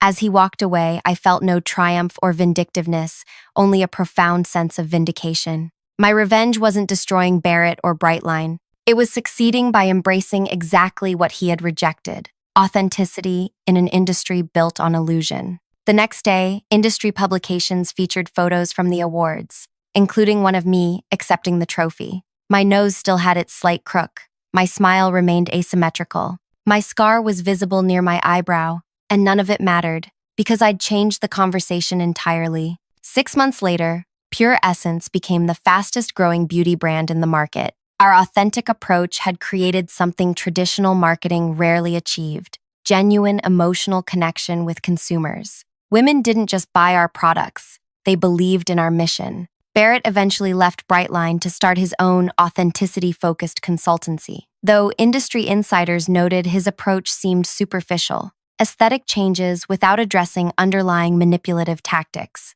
Without understanding the core principle, he was merely imitating the surface. As for me, I received offers from major brands seeking to replicate our success, but stayed with Pure Essence, eventually becoming their chief marketing officer. The woman whose appearance had once been deemed a liability was now a recognized industry leader precisely because of her stance on authentic beauty. The ultimate revenge wasn't making Barrett fail. It was changing the standards by which success was measured. In an industry obsessed with appearance, I had made substance matter more. If you've stayed with this story until now, you probably understand something powerful. True beauty isn't about conforming to someone else's standards, but having the courage to be authentically yourself. The next time someone suggests you need to change to be valuable, remember that sometimes standing your ground can change the world instead. If this story resonated with you, hit that like button and subscribe for more stories that challenge how we think about beauty, success, and standing up for what's right. Your authentic self is your greatest strength. Never let anyone convince you otherwise.